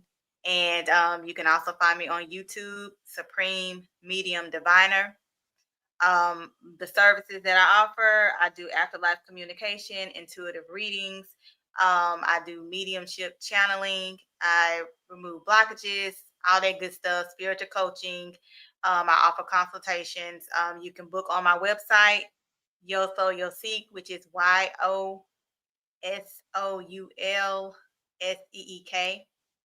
You can go on Google and put in Supreme Medium Diviner. My website will pop right up. Awesome, awesome, awesome. You have a Cash App you want to share with the people? I do. It's Voodoo Queen, VODOU Queen. VODOU Queen. Make sure y'all support, donate what you can to the sisters up here. I truly appreciate it. They're truly appreciate it. And Ty, It's come on here. Where your album it's, dropping? hold on. Okay. It's D as That's in David. awesome. You got B. Yeah, Oh, it's my D bad, as my in bad, David. my bad, my bad. Let me get this out of here. Okay. Oh, y'all Cash Apps now. Let me put my glasses on. Shit, that's the problem. I ass can't see. Spell it again one more time for me, Tammy. VOD as in David, Mhm. OU Queen. All righteous. Hold on. Let me see if I do this here right. That's the Cash App. All right. Let's see if we go up here.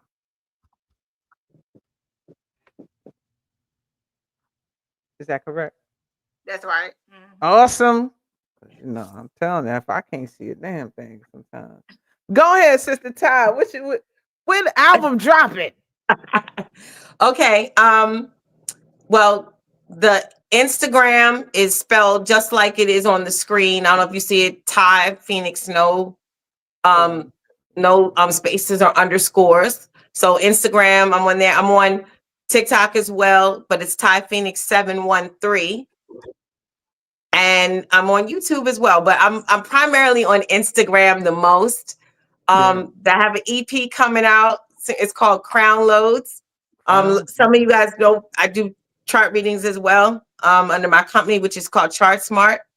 And the Cash App is the same way. But yeah, and the I haven't even announced the release date for the Crown Loads EP, Sha, but it's coming out the day the sun conjuncts my North Node. Oh, that's what I'm talking about, y'all. I hope I spelled this right. Hold on. That's what I'm talking. See, this is when you is that your Cash App? Is that correct? Mine? Yeah. Do you see it on the screen? Yeah. Yep. Yes. Okay, I see it now on the screen. Yep. I didn't see it before. Yep. Awesome. Look, I'm gonna cop that. You already know. I'm gonna be bumping that joint. That's fire. That's fine. I want to talk to you anyway. I've been trying to talk to you about like, look, Ty, like, look, what's up? We overdue on the we overdue on the track. You know that. Overdue on the track. Yes, indeed. Yes, indeed. I'm so excited. But anyway, thank you for joining me. I appreciate you, sister.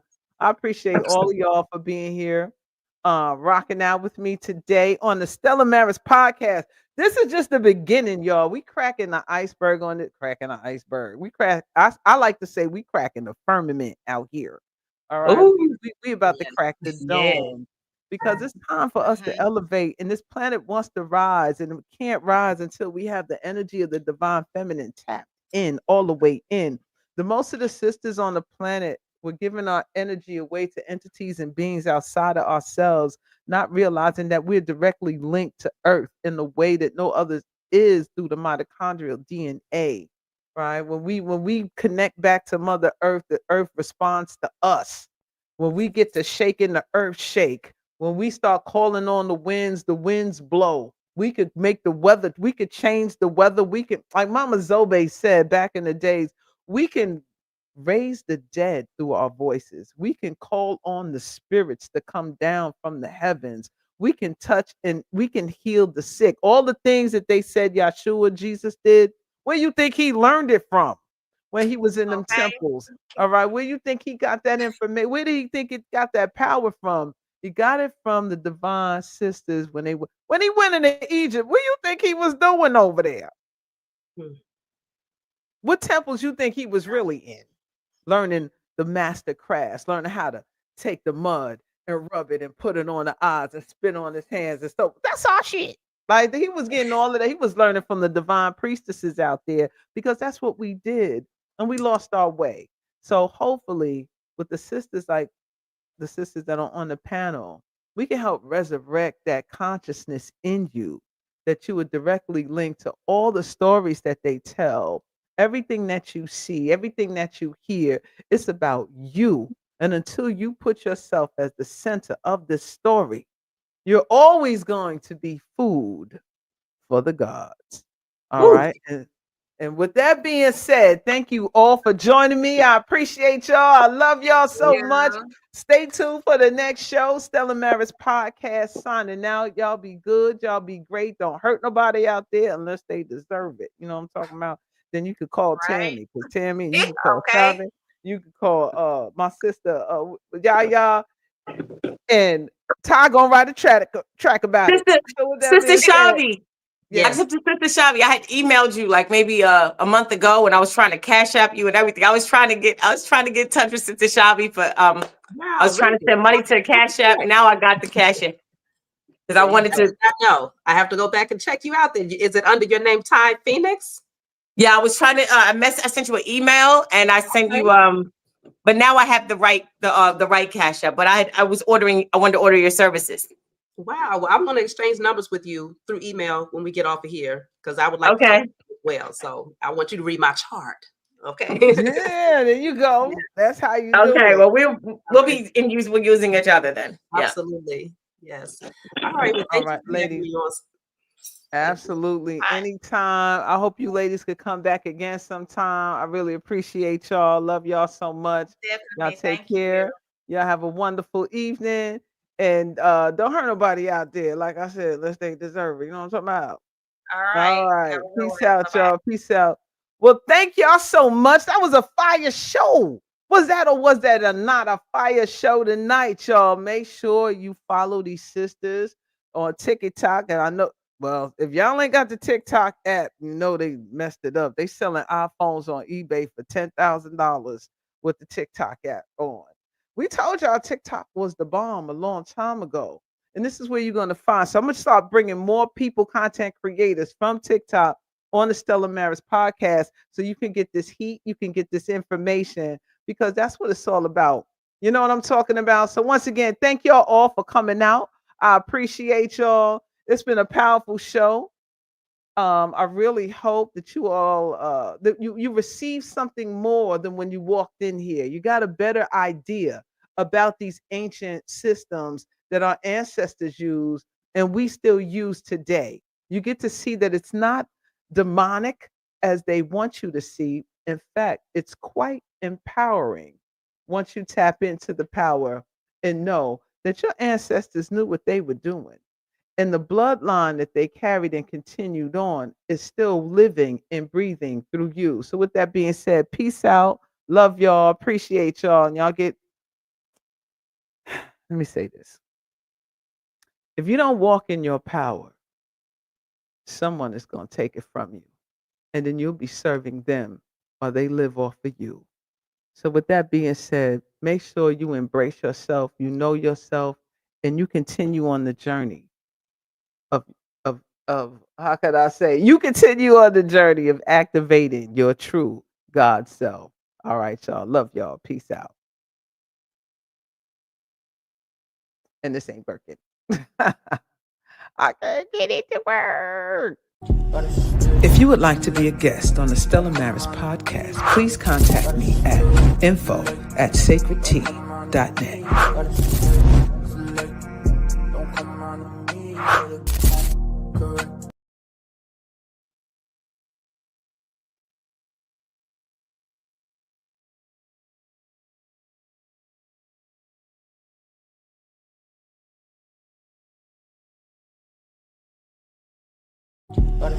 If you would like to be a guest on the Stella Maris podcast, please contact me at info@sacredtea.net.